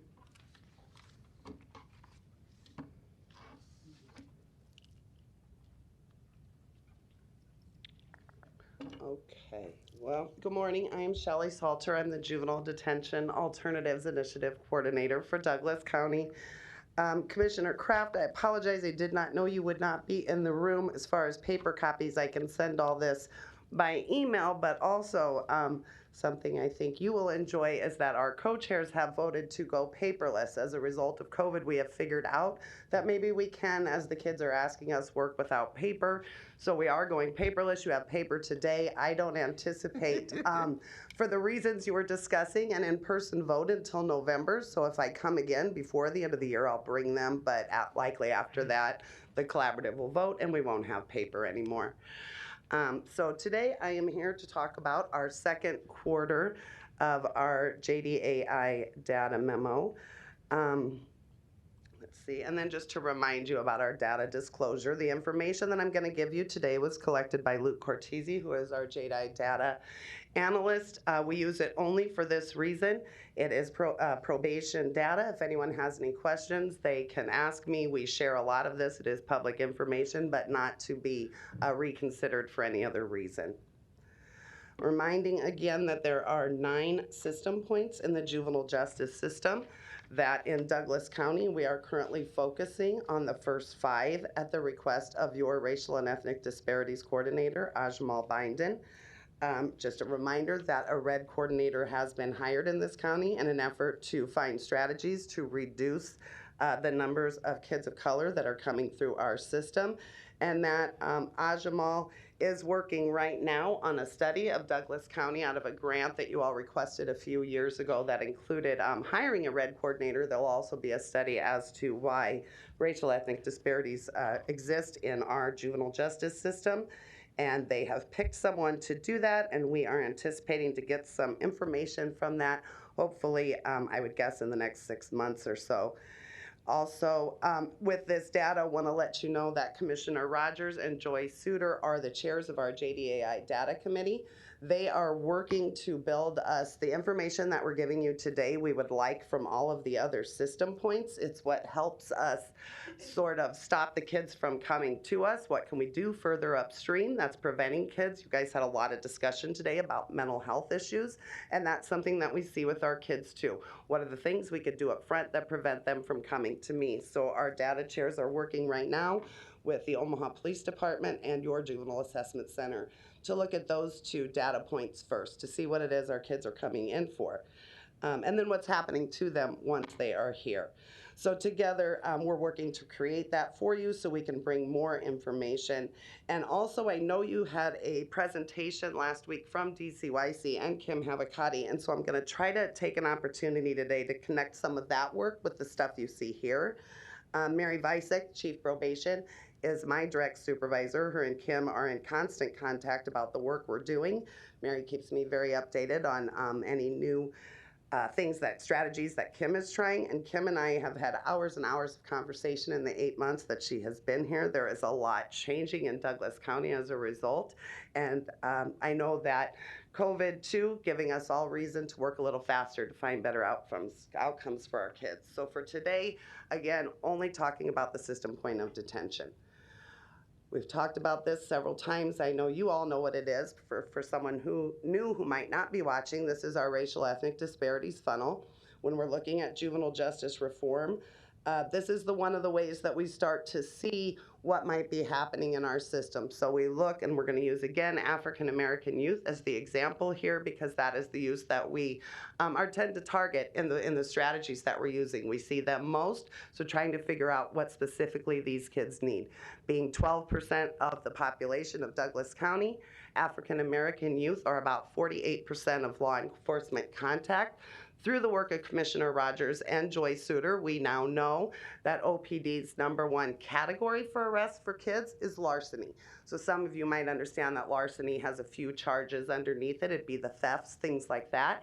Asking them to break down how those look by race, ethnicity, gender, geography, what type of larceny offense are they talking about, so that we can see the #1 reason our kids are coming in, where are they going when they come in? How many of the kids are going to juvenile court and being filed on? How many kids are receiving a letter saying don't do this again? How many kids then are getting the benefit of the Juvenile Assessment Center? So this is how we really start to look at racial and ethnic disparities, look through the system to see what are happening to kids at each point. And that's some new information that we've gotten out of our data committee. So we're excited to see how that breaks down by race for our kids. After law enforcement has contact with kids, then they would present them to the probation officers at juvenile probation requesting detention. So 70% of the time that those calls happen for African American youth. And then 70% of the total kids detained, of the total kids only detained in Q2, 70% of those kids were the youth of color. This here, the quarterly review summary, or QRS is what we call it, is the spreadsheet that we use to collect this data. And this is it gives us pages and pages of reports. This is kind of the gist of all the work we do though. Starting from the right, every youth that comes in, we would like them to get the benefit of a risk assessment instrument by the probation officer, something that tells us is if it's the first time we've seen them. Has this youth been arrested before the age of 16? Is this someone we're currently working with in the juvenile court? What other aggravating or mitigating factors may be a part of this child's life as they're presenting? And it gives us a number that tells us, are these kids who should be released into the community with no condition? Are these kids who should be released to an alternative to detention? Or is this in fact a youth who we believe needs to be detained because they are a danger to our community? So starting again on the right, not screened. What this is there's 21 kids in this quarter who did not get the benefit of a risk assessment instrument. And we'll talk about that a little more later. But just reminding that 11 years ago when you all had decided to start in JDAI, this number was really high, and I was unable to get a number for you, a percentage, but I can tell you that most kids did not get a risk assessment at that time. And so 21 kids in this quarter did not get screened. Again, going from the right, moving over one to the left, we look at the section called auto hold. Oops, sorry. And on the auto hold, there are 4. So we had 4 kids in this quarter. There are 2 reasons where we are going to automatically hold youth. One is that it is a child who's run away from another state, and there's a warrant for their arrest in that state. When that happens, we respect that warrant. We keep the youth until a time where they can be returned to where they're from. And in this quarter, we had 4. Now, we also have kids who will escape from secure institutions. It doesn't happen often. It will be in this data. We'll talk about it later. But we did have, and whether or not we give a risk assessment instrument there depends on whether or not they're coming to us with a new charge. So going over again, starting from the right, moving left, under released, it tells us that a total of 20 kids were released in this quarter. These are kids who we were either working with, if you see that they had a higher score, or are new to the system, they were able to go home. In the center, where it's released with conditions, these are the kids who were released to an alternative to detention. In this category, something new in the last year is our Alternatives to Detention Committee took about a year to do. We have a good alternatives memo now. It tells us how the alternatives are doing. How are the kids doing once they're in the programs? Are we seeing them come back to us with new charges? Are they failing out? So we're getting good information on that now in JDAI. And then finally, under the section that is detained, and that's the section we talk the most about here, looking at kids who scored low and medium, and remembering that the 8 that scored low are kids we'd like to go home. The 17 that scored medium are kids we'd like to see in alternatives to detention. And then the kids who scored high are kids we would expect to see detained, at least until a time where they're able to go in front of a judge to find out what services might be needed to allow them to go home and keep our community safe. Now this is also a part, it's kind of just right below when it prints out for us. And just to give you an idea that we do break all of our data as we can by race, ethnicity, gender, geography, and offense whenever it's available. And I understand that this page is a lot for people to look at. It's not as much a lot for us, but if we keep just in that detained section up top there, oh, I can't point. And we look down, it'll tell us 32 high-scoring kids were African American.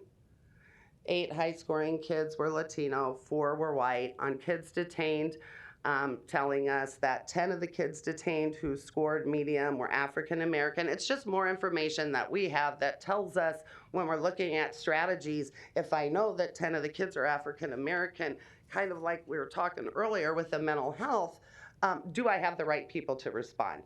Is it going to be faces that look like the children who are in need of help? And so understanding racial ethnic disparities is important, but I will never walk the world as a Black person and be able to make that connection with the family. So these numbers are really important to how we do the work. All right, and this is kind of just all the kids, again, a different way to look at it, anything we can do to make it easier. So we saw a total of 159 kids this quarter. And then it tells us again, by race at the bottom, 102 African American youth, 48 of whom were detained, and 12 did not receive the benefit of the risk assessment instrument. And that's kind of how we look at this. There's a couple different issues in here for us to consider, but one way to share the information easier, I think, with other people.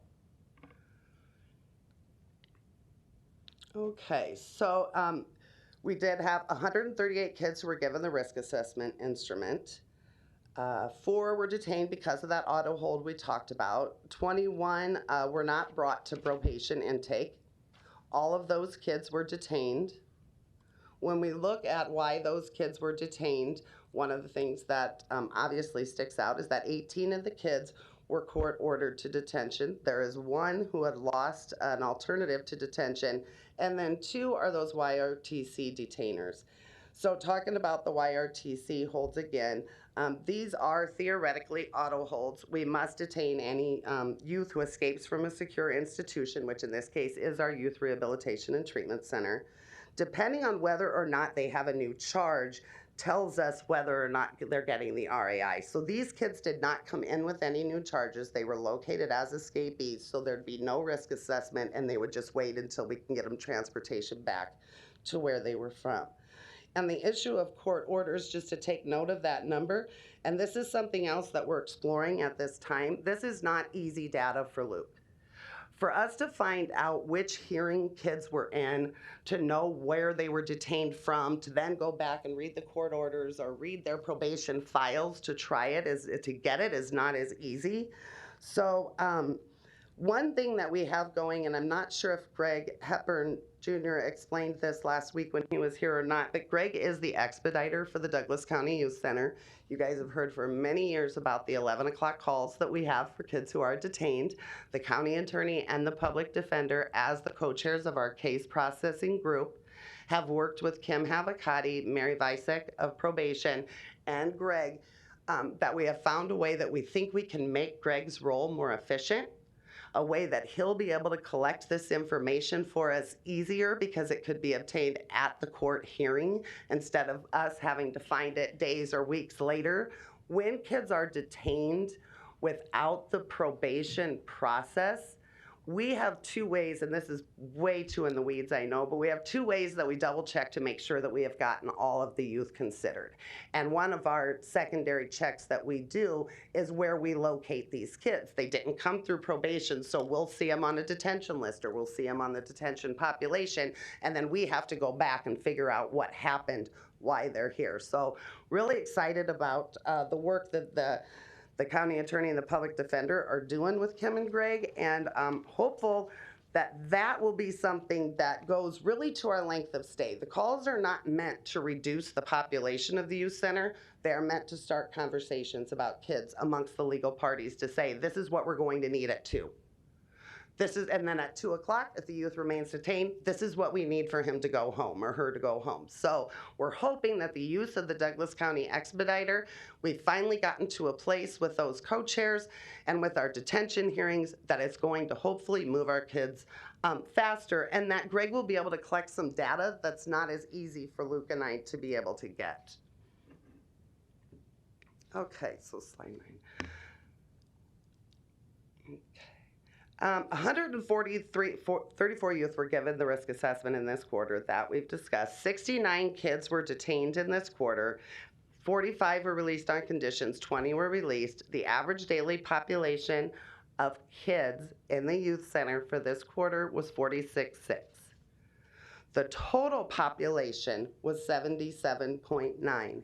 And I know that it causes a lot of confusion, at least for me, and this is what I do all day, every day, and just would offer that it might be better if all of us could present once in a while together so that we can talk, because we're all talking about one population of kids in a whole lot of different ways that turns our kids into a shell game, I think, sometimes. So maybe a presentation every once in a while with all of us together might give us some more clarity at the end of what we're talking about. But that is just the breakdown for the quarter. Okay, and what are kids detained for? 32% of the youth were detained for technical violations and 68% for offensives. Now, I know there was a lot of discussion last week about change and what change might look like. And if we're looking for one number or if we're looking for lasting change, I guess is a debate for a different day. But I thought we'd take a look back today. And the first one of these reports that I'm responsible for, and it doesn't mean we don't have data for years before, but it's sadly who I am. What I know to be true is second quarter of 2015, where 81% of the kids who were being presented to the Douglas County Youth Center were kids without offenses. They were kids we were already working with that were getting detained for not listening or following some kind of a direction. In that quarter, 171 kids were detained. This year, in the same quarter, we detained 69. And only 32% of them for technical reasons. There are many measurements of success and change when we're working with kids. This one, from where I sit, is big. So I thought I would just bring it so that everyone can see what we're talking about. Oops, I went the wrong way. Yep, going the wrong way, sorry. All right, so in all of this story that we talk about, kids on juvenile charges, kids on adult charges, 77.9, 46.6, what are we talking about? In this quarter, we had 25 kids who were detained because they were considered low or medium risk, which means 36% of the kids being detained are kids who are recommended to be in our community. This number also way lower than I think it's ever been in Douglas County history. And I want to show you something about these 25 kids before we move on. Kim had showed you all this slide last week. I know it's a lot to look at. Oddly enough, though, I think when people do the work look at it, it makes complete sense to us, and I don't want anyone to try to memorize it. But what I'm trying to explain here is these exits that Kim is talking about. This map you have seen a lot, and I'm sorry that I can't point, but if everybody goes over to where it says law enforcement contact, way to the left on this map, and the line that goes from law enforcement contact to cite and release and to detained and to the county attorney, and then all those lines that go down on the left, those are all places that my work can help bring exits for kids to the system. So just to kind of connect what Kim is saying and what all the working groups are doing, the parts that we're going to talk about now are those exits from the systems, those alternatives. I know there's a lot of discussion about finances when it comes to the kids that I serve, and I don't have answers for you for that, nor would I attempt, but I will tell you those 25 kids were in detention for 1,051 days and 2 are still detained. I know that Kim told us last week that's about $300 a day. Probably having the same math teachers often as Commissioner Boyle, I'd say I'm not the mathematician, but I know it's at least 300,000 if I do it quick. And then we looked at what are these kids overridden for, and I'm going to do it in a different order that's on the screen. One of the youth, there was no shelter available. This is a number we used to see a lot higher, and I didn't have time since I saw you last week to kind of find all these numbers, which is probably best. But I can tell you that number is incredibly low. I don't know the last time I have seen only one youth who needed an alternative that we didn't have. Again, starting at the bottom, we had some kids that were other risk. We have a youth that was a flight risk, one that was non-compliant with services and for whatever reason could not be released. And then we have kids at time that there are victim or witness factors. The victim's in the home. And so we have to make different decisions sometimes because protecting the victim is a big part of what we do. So looking at lost placements, kids with assaultive behaviors, this is different than we've seen in the past. Most of the times that I have come to you, what do I say? Like a broken record, and I say I'm going to get a 3x3 piece of wood and some tap shoes, and maybe if I tap when I say it, people will listen. And it is the kids who are unlawfully absent from placement. I know you have all heard me say this so many times in this quarter, there were 5.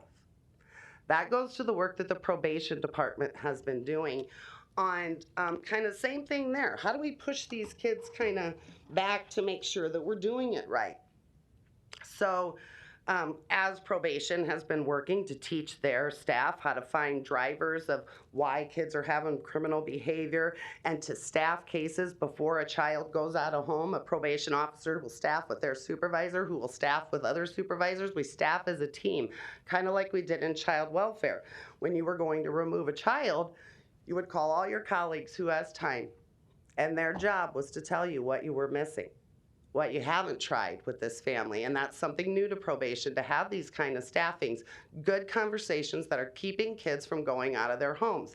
That's a probation directive, something that we're looking at there, and we're starting to see it in our detention population. Failure to appear is new. When I first started in this role, everyone told me that the problem that I had was with failure to appear, and that is where I was going to have to fix something. And I called Liz Neely at the Nebraska State Bar Association, and I read every research thing she ever did on this, and then said, you know, it doesn't feel right because I read the intakes every day, and I'm not seeing failure to appear a lot. What do we know about these warrants that we have? So we broke our warrants down, and we found out the truth is you didn't have a failure to appear problem at all. They were kind of few and far between. It was the unlawful absence warrants, right? Well, since LB 1112 and putting in that legislation a different reason kids are detained and focusing on our state on what is community safety, one of the reasons we're unable to detain, or one of the reasons we are able to detain, is if a youth has a documented willful failure to appear. So since July 1st of last year, we are seeing failure to appear as a reason kids are being detained. Again, this is a place then for JDI data where we get our data. How many of these do we have since July 1st last year? What do we know about them by race, ethnicity, gender, geography? And that offense piece here is huge. Do they have a fence that was danger to the community? Or are they not listening to us? And so we want them to be at court, and you didn't come, so now you're detained for that. And then you have to wonder if that's the case, that what we as the adults had to say was so important, why would it take 201 days then to say what we had to say?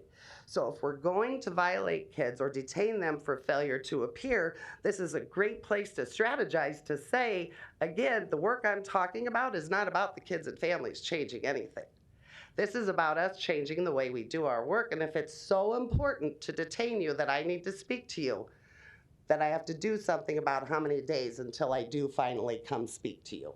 So that's a place that's kind of new for us. It keeps repeating in quarter. So we're going to try to do some type of a special project there to see what we can get as more information, maybe to assist the bench in getting our kids to court and getting them back out and into service. And so the last one, risk to community. And this one is a lot of discussion in Douglas County right now, and I know that. And I want you to know that I recognize the danger of guns in community. Because we work for probation or are the JDI coordinator does not make our families immune to being victims. We understand that part. What we say is to slow down and let cooler heads prevail when we're talking about children. This work is about adults making the decision. And something really important that Kim had said last week in looking at the child, not the charge. So here I just kind of want everybody to think about the number of times since, what do I have, January, April, May, June. Since April 1st, how many times have you read the World Herald? How many times have you watched the TV and saw stories of gang violence in this town? And I'm just gonna ask that we caution ourselves to remember that what it doesn't tell us is by race, ethnicity, gender, geography, offense, and most importantly, what is the age? We cannot make all of our kids guilty for something that we're seeing on the news. And so what Kim said is really important. Look at the child, not the charge. We recognize we have kids with guns. We know that's not okay. We also know that they are kids who are not scoring to detention, and that in other jurisdictions there is programming for these kids, and how do we make that happen? So just kind of wanted to point that out. When it comes to cost, I'm not giving you anything other than I know it's about $300 a day, and it was 1,051 days total with 2 kids still detained that we could find an alternative for. Oops, now I messed her thing up, I think. No, it won't go. Oh, perfect. Okay.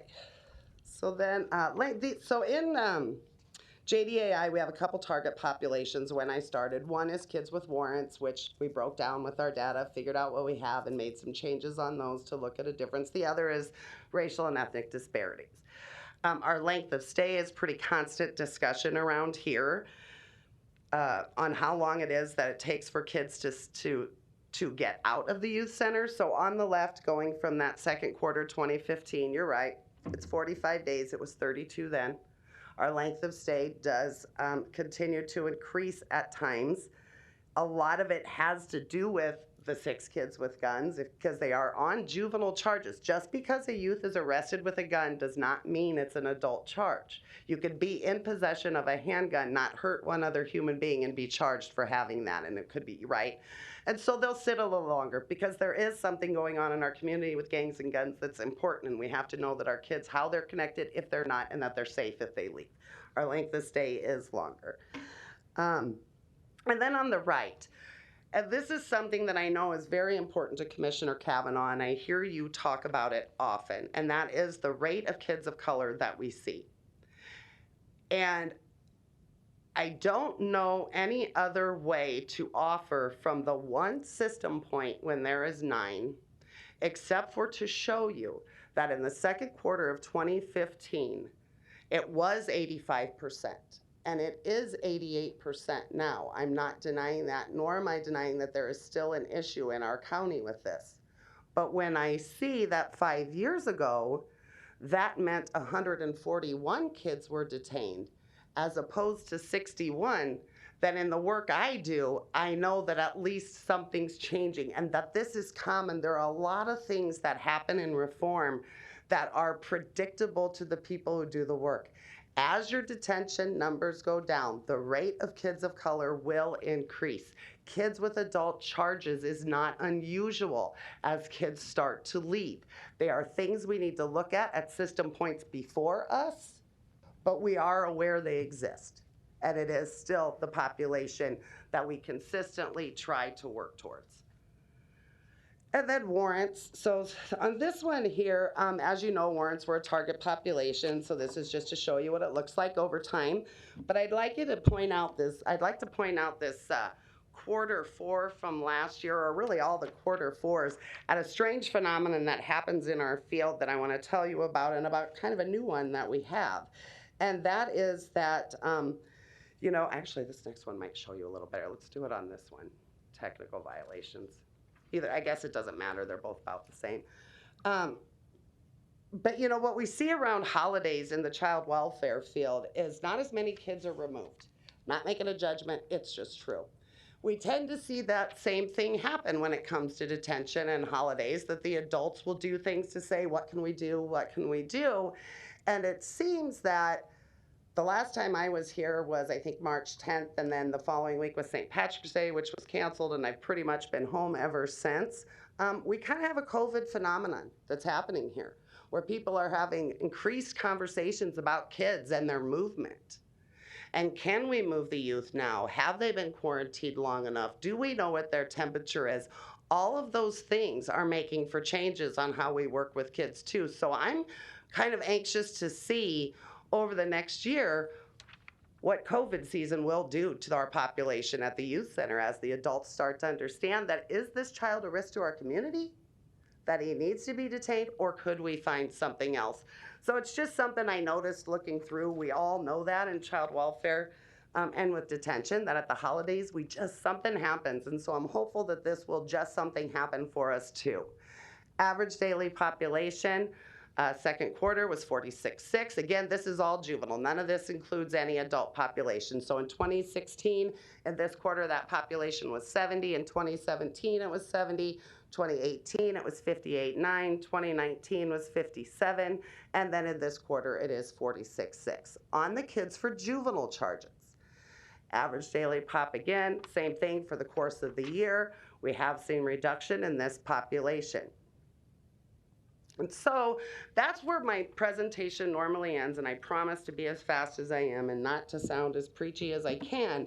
But I thought I would explain these three things to you all that are really important to what I do, and they are fish finders, garden hoses, and measurements. So Commissioner Rogers has told us over and over in committee about the groundwater effect, has explained to us why race is a social deterrent, why it is a public health issue, right? And tells us about the water. And if all the fish are on the lake, at some point we're not blaming the fish, right? So I guess we look at our data as a fish finder. And that's what it is. And when I first started, we took the fish finder, we found out there was a problem with warrants in Douglas County. And we did something with that. And we talked to probation, and we talked to the bench, and we talked to everyone and said, what can we do? And it's kids we already are working with. And that's what our fish finder did. And then we talk about success. Luke and I were able to figure out what are some measurements we want here besides the population. It cannot be all we're looking at. There is some health and well-being to our kids that matter more than that number. So there have been some measures of success set up in the last 11 years since you all entered into JDI. But then there's the garden hose that I think a lot of people who don't do this every day, all day, are not aware of. But I know that anyone watching who does this knows what I'm talking about. It's the garden hose. So I can reduce the number of kids that are safely and appropriately housed at the Douglas County Youth Center. But I do that knowing those kids are somewhere. They didn't disappear. What is the system point that is impacted by the fact that I stopped the hose where I am? And so we have to think about our work that way. It cannot just be this number. It cannot just be detention. We know when we make changes, these kids go somewhere. And so when I look back, again, I just want to remind you on that piece there of the left, that is me, the law enforcement part. What's really exciting for Douglas County is there are only 3 ways for kids to enter this system. It's through their school, through their parents, or through law enforcement. And with the addition of the juvenile justice administrator in Douglas County, we have someone who can help us with the schools and the parents while we work on the part that is law enforcement. And your red coordinator then is the person who helps us all, comes to our meetings and says, like Commissioner Rogers did during the presentation about mental health issues, what do we know about race? We have to do our work different. And so I am excited with the addition of Kim that finally our map has someone who is dealing with every point. And so fish finders. So when Kim presented last week, she told you we had 32 pre-adjudicated youth last year who could have remained in their homes had we had an appropriate alternative for them. So if I look at our alternative to detention minutes for February 2013, which is the year that was being discussed, 148 kids fell in that category in 2012. Last year we had 32. I know it's not the number that everyone's looking for, but I have to tell you from where I sit, that is huge. And then we look at, this again is coming, just signs of change from our alternatives to detention stuff from way back, because it's all I have, is to look at those old minutes. And I see something in here that tells me how many kids were detained because of not having a parent willing to take them home. That is not something that you have seen here in at least 4 years. When I first started with probation and in this role, we saw that often. Parents weren't willing to come and get their kids. Very few people know it's a specific state safety threat in this state to say I won't pick up my child from a hospital or a detention center, leaving them with no guardian. So through training and work with our intake officers, we're able to explain why when parents say that, we get the frustration. We have kids too. But what my dad might have said in Let Her Sit and Teach Her a Lesson, we now know causes harm for kids. So we don't do that anymore. Staff secure, gone. You haven't seen a status offender in your detention facility for quite some time. Did we forget that we detained 168 status offenders in that year as an indicator of change in the work that we do?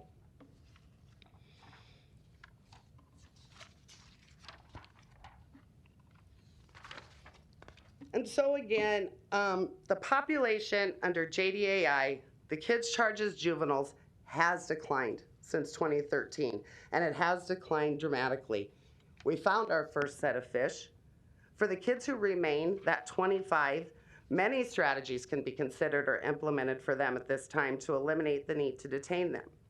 Our ATD and RED chairs have been doing a web series for us all to teach us more about racial and ethnic disparities and how to drill down and how to make special programs for special populations. And we saw one last week from Tacoma, Washington, a program created for 15-year-old African-American males who have guns.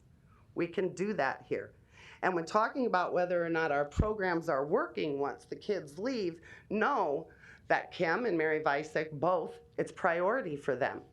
We know CBA funds have been given out here for at least the 5 years I've been here, and we never get a report to find out what happened to those programs. That's priority for Kim. We should be seeing that soon. It's priority for Mary, and it's priority for Alternative to Detention Committee. We know it's not enough to send them away because we know it sparks a leak for someone else. So we are doing that work. But what we've discovered in the last couple of years is exactly what you know. The total number does not appear to be that different, but why? And it's because of the increase of kids with adult charges. Again, that's where Kim comes in. This is a population that her and my boss have asked for data from Luke and I. We collect the data. We will continue to. It's a population that we have always felt should have somebody looking over it. It's particularly nice to have it someone with her legal experience. So again, we take our fish finders and we find out kids with the warrants are mostly gone. Who is left? What do we need to do? And so we're kind of back to square one on this population. The one you asked us to do something about, we're down to 25. I showed you what their reasons are. We know there's another population of kids, So we got to just bring our fish finders back out and figure out where they're at. And so I want to say, as I was looking through, and for those of you who do know me, it's exciting to see all these women in charge. It really is.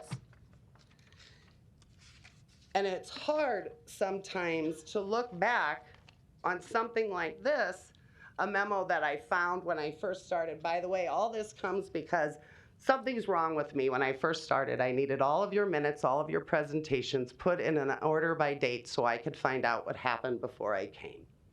And what I found was a memo from Mary Kay Green, who I know a lot of you would remember, to Peter Nola, talking about the latest study you all had paid for, Douglas County, from the federal government, to say, what do we do about these kids who are in detention? And in that memo, it talks about how in this day and age, understanding that I was born 4 years before, so this is 30 years ago, that we should not overcrowd, right? I know, but it was hurtful when I figured out how long ago it actually was to tell you, so I figured I'd find a different way, because to say it out loud feels a little hurtful, doesn't it? Should not overcrowd our institutions in this day and age. I was 4 years old listening to Bernice Lebed's talk to my grandma at her kitchen table. To consider how traumatic detention is for a youngster, we know this. So this is where we are. I'm excited for the future. I know it doesn't feel much like it's changed, but it has. It's changed huge for us. That's all I can say. We have a new population. We have a Kim Havakati. We have a Mary Vicek. And just remembering that, you know, when we talk about women and we look back on somebody like Gloria Steinem, who reminds us that the problem for men and women both is not what we've learned. It's what we need to unlearn, to do the right thing for our kids, and that this work is never finished. So that's all I have. Questions? No, I don't have questions. Okay. I'm good. Commissioner Boyle. Yes, it was an interesting report. I made a lot of notes. Can you tell me, is there any testing for lead in the young people who come in? I suppose that would involve drawing blood, but I heard Ben Gray talking about it the other day, and I've heard Chris as well, and I think I'm really curious whether, because of the problems with lead on the north side, and I guess to extends to the south somewhat, but any information on that? I can tell you I asked the same question 5 years ago, because we know what lead does to kids' behaviors and makes them look non-compliant and assaultive. We also know what Douglas County's history is when it comes to, I believe it was a Sarco, and what's happening to people's front yards all over where they're taking our dirt away. The answer, as far as I know, is no. I think it's a great question. Well, I think, you know, I mean, it's kind of in the category with Marianne, and I've talked about this, head injuries and trauma and things like that. And of course, I'm I'm convinced that poverty crosses lines, but that's certainly, this number is still too large, and I really suspect that it's lead, and somehow, I don't know how in the world we address that, because I think lead is a lifelong problem, and it influences everything, and the school, the behavior, the whole deal. So anyway, I'd like to see us figure out a way to do that that's legal. Drawing blood is difficult, I suppose. I want to ask you, Nick Giuliano, who works for the Sherwood Foundation, is in the progress of, they bought some property which is north of the Walmart store on 56th and Ames, the best way to describe it. It's a Lutheran church and a Lutheran school, I believe. And anyway, it's quite a big site. I had talked to him, I had coffee, and he told me that they're going to be building residential units, 30 rooms that are private rooms up there on that site. And there's going to be a lot of construction, apparently. He's talking about he needs to talk to the neighbors so they don't get too freaked out about but it's a big, big deal. So who goes there? Well, I'll tell you, the facility's beautiful. Metro Area Youth Services, I've been there, and it's beautiful, and it's a great place to serve kids. I don't know the answer to that. The 25 kids that I'm showing you today, considering I'm not their case manager, and this is likely inappropriate, are not kids that, it depends on what that facility is going to be. I've heard two things. Is it a group home? If it's a group home, then that's not any kind of a medical placement. That's where kids go when we think they need some type of help with their behaviors, right? Is it a medical facility? And if so, will there be a doctor at the youth center that would say that's the treatment the child needs? So I don't think I'm the right person to answer, but I'm not necessarily looking for alternatives for these kids that are out of their home, if that helps. Okay, I guess the other thing too is that, I don't know what St. Richard's originally was suggested as a psychiatric hospital for youth, and apparently that's not being done now. I don't know, we're all kind of sitting on, I am anyway, sitting on the sidelines and watching these decisions made that affect our young people with, nobody's really communicating it very well that I know of. So I don't know, I mean, I don't know how all that fits in. It'd be nice to know. So if you ever come across something, let us know. I don't know what St. Richard's is, but I'm happy to that's write fine. it down. But I would say to caution, I understand the discussion about mental health issues, and I'm with you 100% on that. But I think too that putting kids places away from their parents and their family and their support, who also could use some assistance in that same place to figure out how we work better as a family, would work better for me. And then I wanted to ask you about on page 24, where there's no parent willing to pick up the child. What in the world do we do about that? I mean, do you have to, I can't imagine what kind of a signal that sends to the child, you know? Well, that's gone. We haven't seen that for years. Oh, that's It gone? was a big problem when I first started. We saw that often, and it was something I didn't understand, knowing that it's a specific threat to a child's safety to leave them without a guardian. So we talked to our intake officers at probation, explained that to them. As a parent, I get it. I understand why your dad might say, no, let him stay. He needs to learn a lesson. I get that.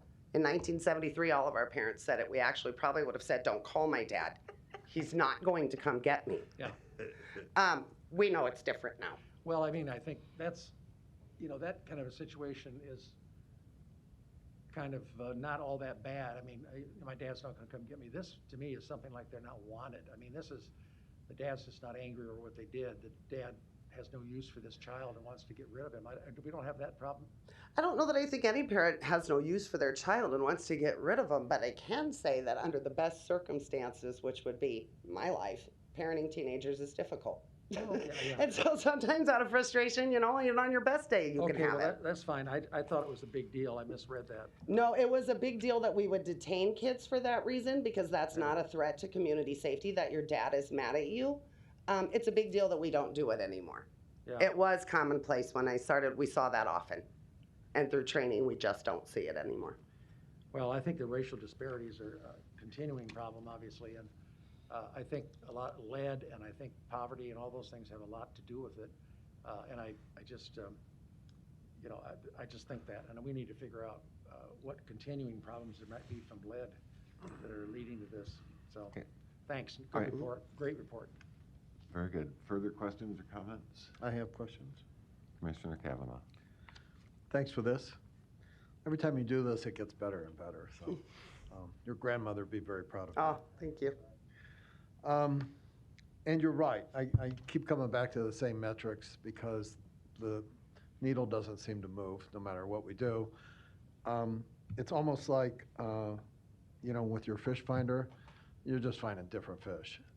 It's, you know, there's a phrase that I'll paraphrase from 1984, the famous novel. Some fish are more equal than other fish, apparently. So on page 4, 88% of the kids detained are kids of color. Wow. On page 9, average daily population, this is kids. We're just talking kids, 77.9. Page 16, average length of stay, 45 and a half days. 45.7 actually. And then, you know, post LB 1112, which was supposed to be this great silver bullet to reduce the population, we got 8 kids doing a total of 201 days. At, as you pointed out, $300 a day. It's not cheap. You can send them to Brownell Talbot for that. It's just kind of frustrating to see this disparity over and over, year in and year out. And going back, I mean, you're exactly right. We should have you here the same day that we have Brad Alexander here, and the same day that we have Kim Havakati here. And, you know, we're all talking about the same kids. Looking at it from different ways is confusing. It's confusing for me. It's got to be maddening for you folks, because we're all talking about the same kids. And the metrics don't change. The needle doesn't move.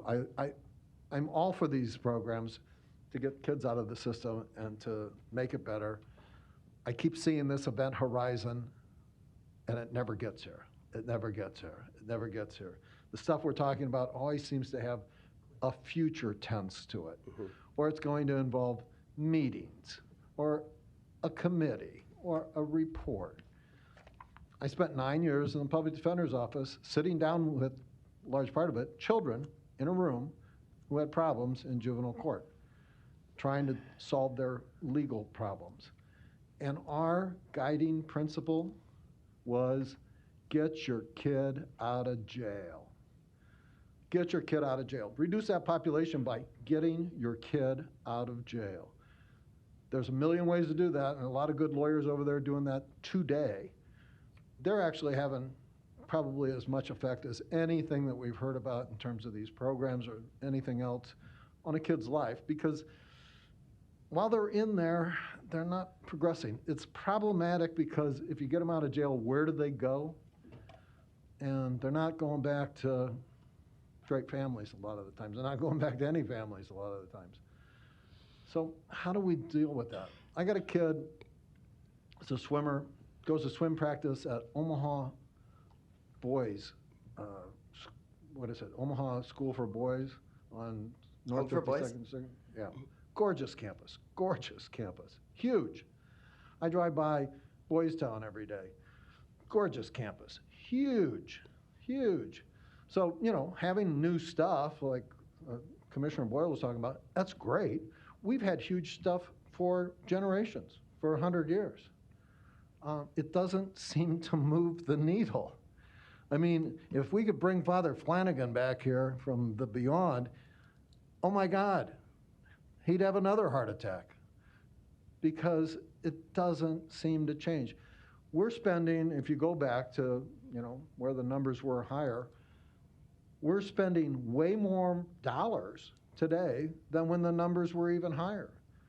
So, the costs go up, kids of color are disproportionately incarcerated, legislative changes that are supposed to help don't, average daily population doesn't change, average length of stay stays static, and we spend more money on it. It's really maddening.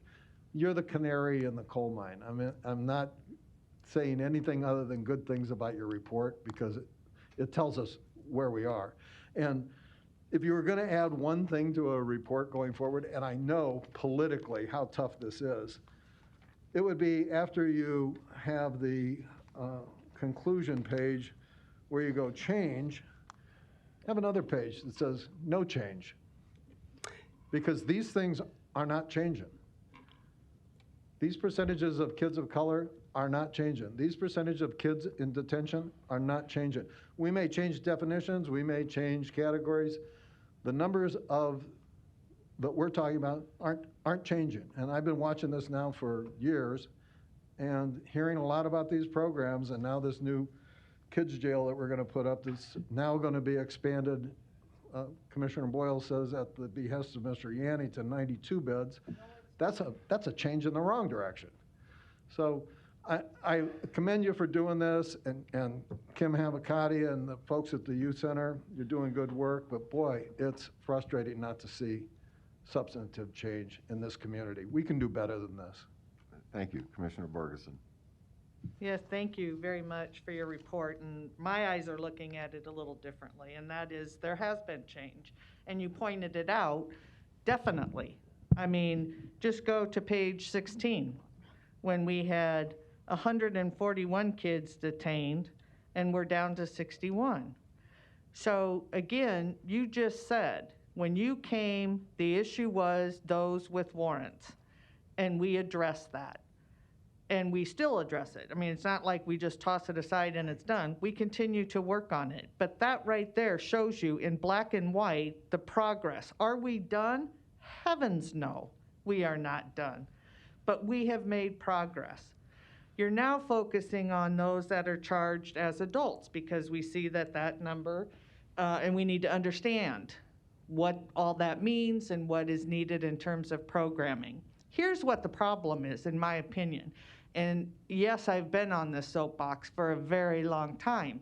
And that is for whatever reason, we like to focus on the negative.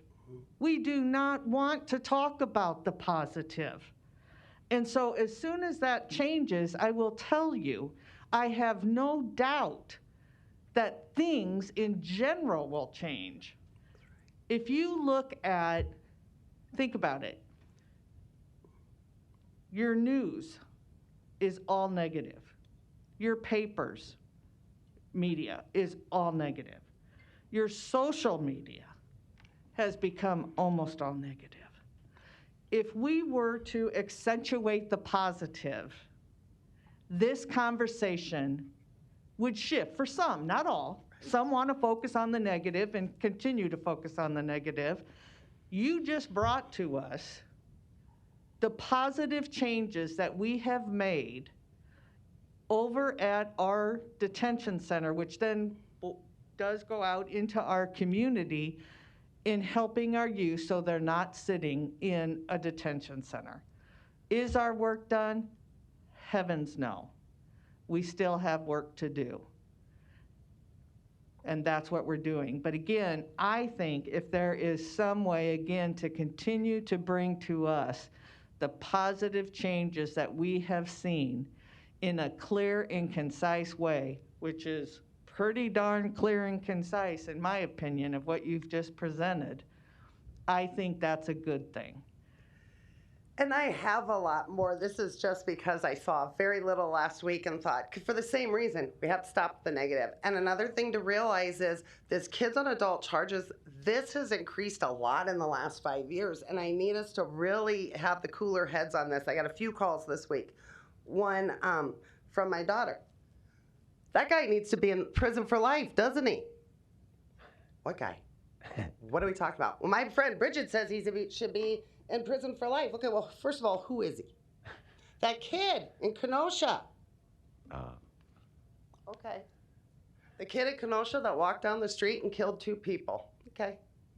And now is responsible for the whole world's racial upset. Understanding that what I know, this is what I told my child. I say, don't push the button that says mom unless it's me you're looking for. Here's what I know. I know he's 17. I know his name is Kyle. I know he's alleged to have killed 2 people. I know he looks like me, and I know he has a name one of my friends would give his kid. I also know that if he presents to probation intake in Douglas County, Nebraska, that one of Heather Briggs, the only people in this town whose work we look at all day, every day, in every meeting with 5 staff, will meet him as a 17-year-old child, figure out the microcosm of his life. Is it lead? Is it parents? What was it? What is it? Because we should all know when a 17-year-old acts like that, we are all responsible. He is not responsible for what Wolf Blitzer says about him, and it's not a part of the intake. These are still children. And the numbers have changed. We have an issue with kids with adult charges. Why? Why are there more now than there were then?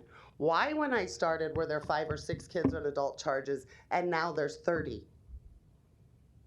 It's a new question. And yes, I think, Commissioner Kavanaugh, you're right. It is different fish with a different set of issues. And a different, because JDAI is the kids on juvenile charges. So what you entered into with JDAI is doing the parts it's supposed to. Kim now is here working with the Administrative Office of the Courts and Probation and law enforcement to do something about this population now. I want to end with, again, wrapping back around, that there have been positive changes that have been made, and I don't want to lose sight of that. Right. Because, again, we continually hear and talk about the negative. Not that they shouldn't be talked about, right, but we need to also accentuate the positive in order to make changes that need to occur in this community. Thank you. I was just informed that the city council is having a special meeting at 1 o'clock. I thought we had till 1:30, so we will have to have everything wrapped up by 1 o'clock. Commissioner Rogers. Thank you, Mr. Chair. Shelley, I want to thank you for the report and the tone which you put it in. there was a friend of mine, late past, many of you know him, Joe Edmondson. Oh. And Little Joe. Joe. Oh, years ago. Yeah. Actually, 01. Yeah, 02. And Joe saying for his group was, this is not magic, it's hard work. And I say that to say, there was 4 of us that were here when the corrections was averaging somewhere like 220, 210 a day. And I think we can attest to the fact that we saw ebbs and flows. We saw people crying, whining, saying you needed to build a bigger jail. You saw people down talking it basically just like we just heard now. It's just like down talking the economy, saying that this is no good. The fact is that the numbers went down. The smaller the numbers go, the harder the kids get. And that is a different kind of fish. Legislative changes, we made legislative changes for the last 10 years, and every time somebody slipped through it. Failure to appears are the new catch-all phrase for safety of the child. And so we just have to go there and get at that. I've heard a lot of arguments here, but, I would definitely take sincerely anybody's arguments for concern if you put the work in. So to keep yelling about racial and ethnic disparities and you're not seen active at the table, that's just popping off. Because, you can't have both sides of an argument. You want, you want more beds, and then you criticize when you hear a rumor of more beds. So you're trying to play both sides of the scale. This has been hard work. We went to a next phase of it, and I thank everybody on the board. And I look forward to what's happening because all of these things we're lined up to be able to go with that. So I thank you for your report, and definitely thank you for the note of the promise. It's a message we definitely need.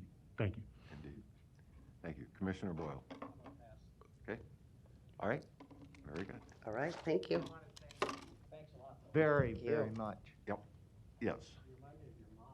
A little taller. Yes, thank you for that. Good report. Okay, moving down the agenda, I'm hoping there's nothing under legislative issues.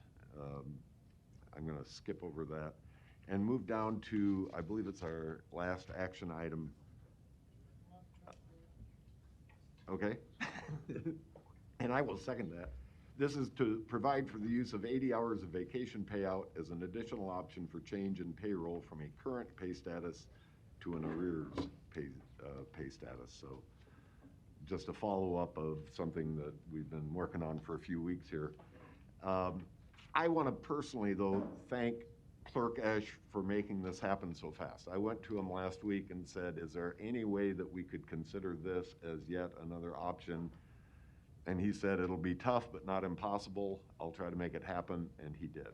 And I thank you on behalf of the impacted employees for doing that.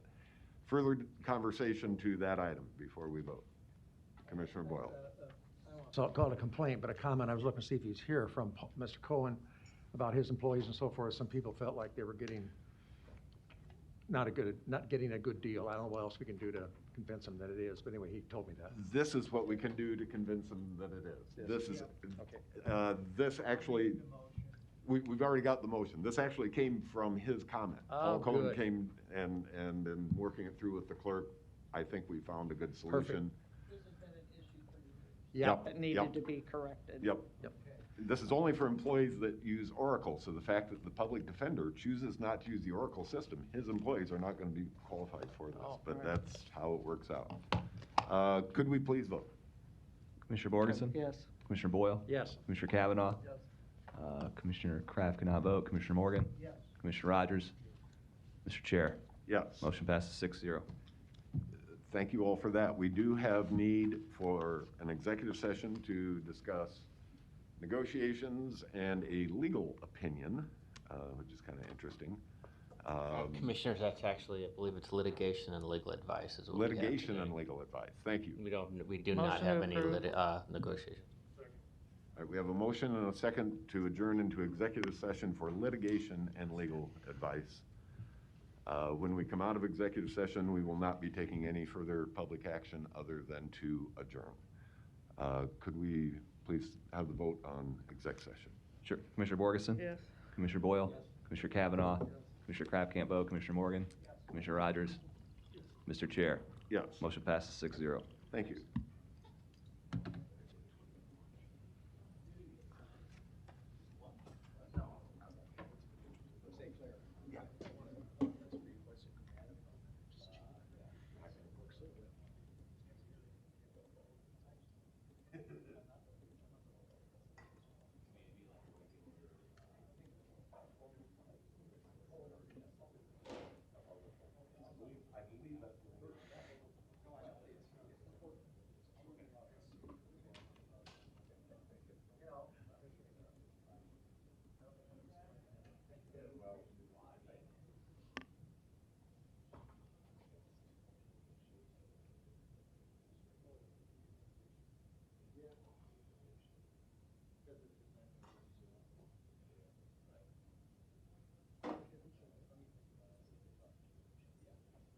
Dan, I did hit record for the meeting for you.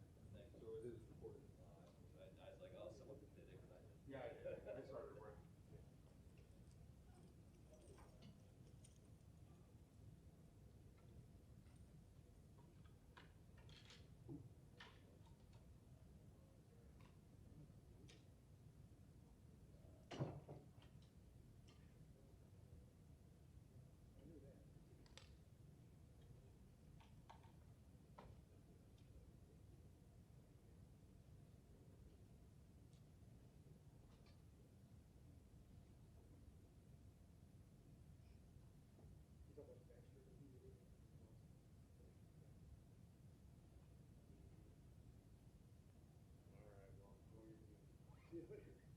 Again, you've heard about this pot, right? That means it's going to be about.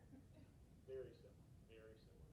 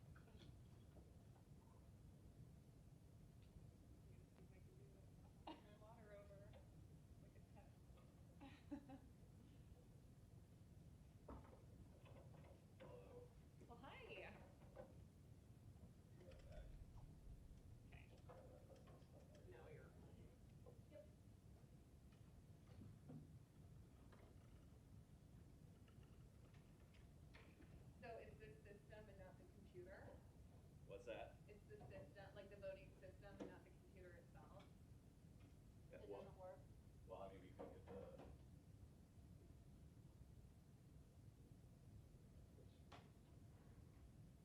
Tried that earlier. Did you restart the computer? Yeah. So I don't know. Okay. Chris, and then we are.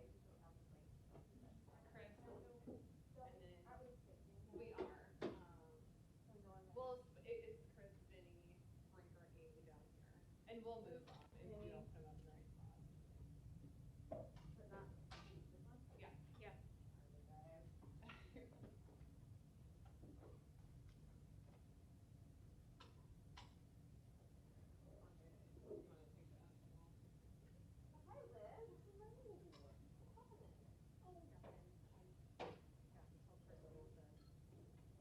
Special meeting. Oh, shoot, okay. And then on the back is,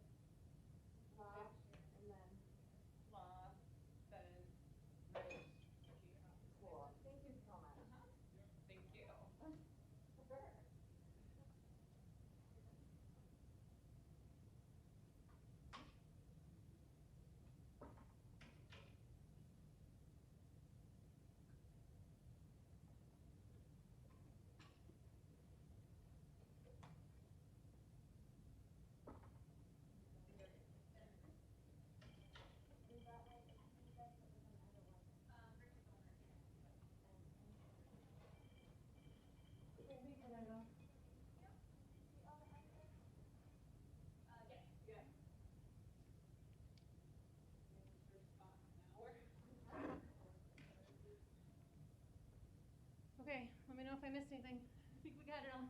Okay, have fun.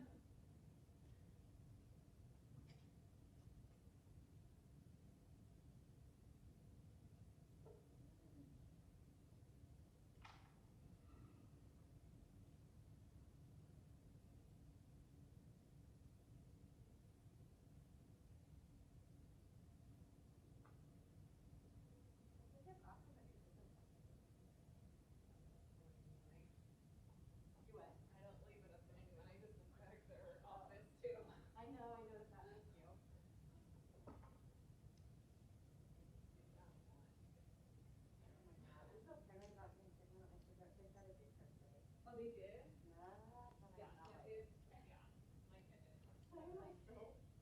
It's not even like, I know that I'm slightly concerned, I'm sure, I'm fairly confident that I should be fine. But like, I know, but you just don't know. I mean, I'm sure about the pieces of something too little now. Like, we can't see my mom or my grandma, literally, probably more than that. Yeah. So, well, and I live with my parents, so. I know, my mom went home on Saturday, so we said goodbye to her, it's like, I don't want to see you again.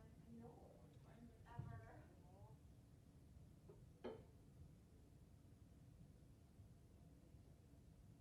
How old are your parents? My dad is 70, and my mom will be 68 this month. Yeah, my mom and my grandma live together. My grandma's 85, and my mom's 64. Yeah. So it's like, I don't, I would hate to make them sick for them. Oh yeah, but like I moved back at home, and I just.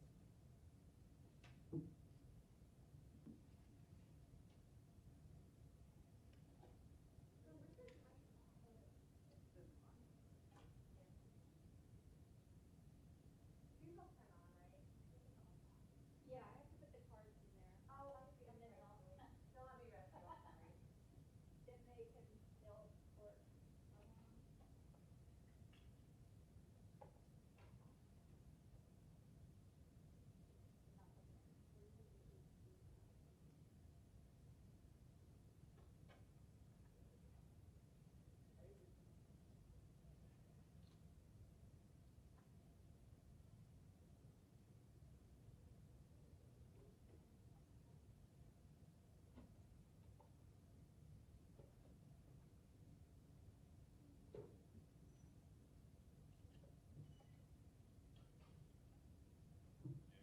Hey, we're done.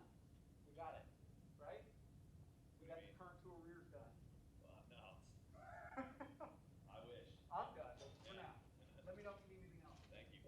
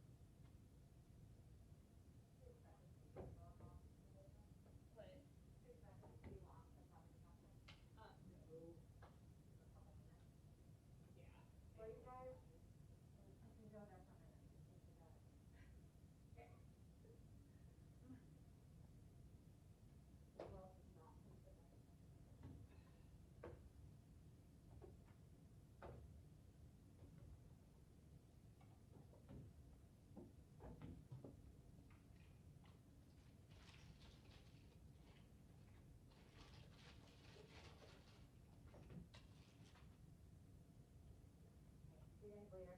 Thanks. Thank you for your help. This power is out in this thing.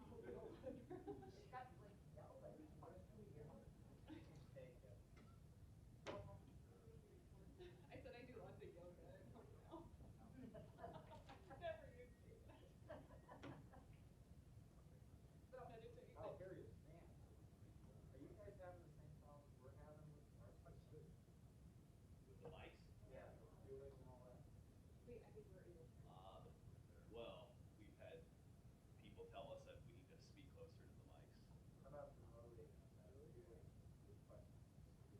Ours isn't. Oh, really? Well, usually me or the building commission tech, Claire's not really running, like doing that part, so I don't know if he's having any trouble on his end with that. Oh.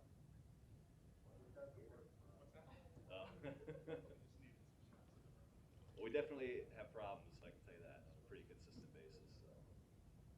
I mean, I really wish that I really hope. Yeah, like despite all of our. Well, the technology certainly is. So we're gonna have to like raise our hand. Well, you know, and I'm gonna go me first. Yeah, I'm going fast, aren't I? He's supposed to say, you're supposed to say, me too.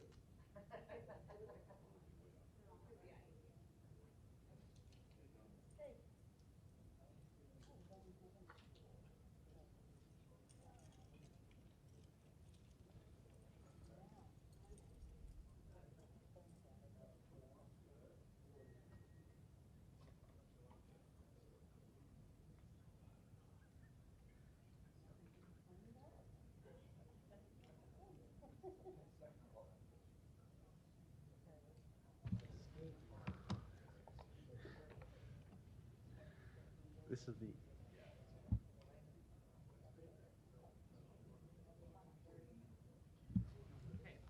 Roll call. Harding. Melton. Pauls. Palermo. Festerson. Gray. Mr. President. Here. Please stand for the Pledge of Allegiance, and then we'll commence our LB 103 meeting. Pledge allegiance to the flag of the United States of America and to the republic for which it stands, one nation, under God, indivisible, with liberty and justice for all. An affidavit of publication is on file for this meeting, and a current copy of the Open Meeting Act is posted in a white binder on the east wall of the legislative chambers. Good afternoon, ladies and gentlemen. Welcome to this meeting of the Omaha City Council. This is what we'll call the LB 103 meeting. We thank you for joining us. As a courtesy to those in attendance, we ask that you please turn off or silence all electronic devices. Madam Clerk. Item 4, a public hearing on setting the City of Omaha 2021 property tax request.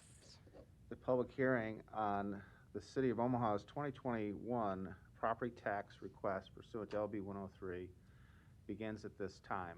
Is there anyone wishing to address the City Council regarding the City of Omaha 2021 property tax request? Going once. Twice. Public hearing is closed. I'd like to thank Senator Lenahan for her efforts and initiative on this process, but once again, no one has availed themselves of it, but we'll continue to do it as long as the law requires it. So, public hearing is closed. Is there a motion to take a recess, or I can just No, recess it's just this? adjourn. This is adjourn. Until 2? Yes. Roll call. Harding. Melton. Pauls. Palermo. Festerson. Gray. Mr. President. Yes. Motion passed 7-0. Meeting is adjourned at 1:02 p.m.